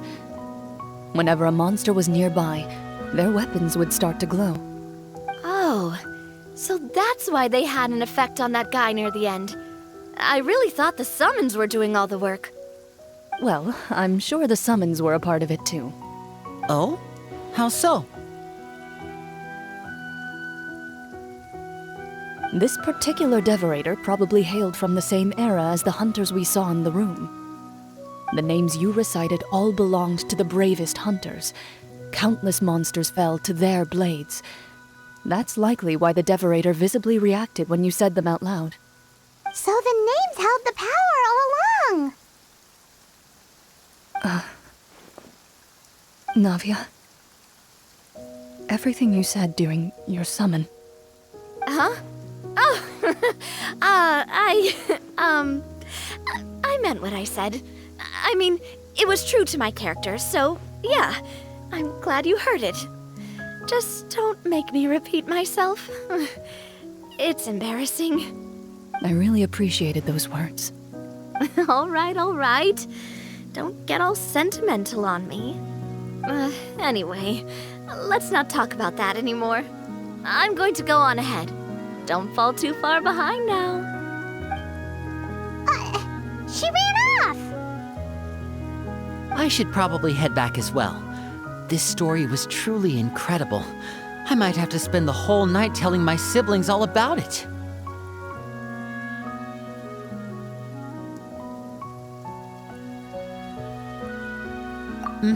Goodbye.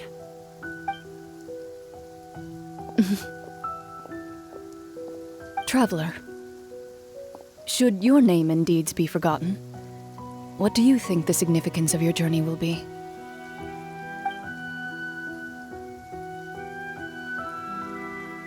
I suppose the significance would be the journey itself and the world we helped create. There's still value in the time I shared with everyone here, in the things we were able to accomplish, even if no one remembers them. A great answer. I'll remember it. Me? The Marachose hunter says nothing in response to that question. Perhaps her answer lies in her silence. An unspoken vow left to echo through the night. The path she walks needs no explanation.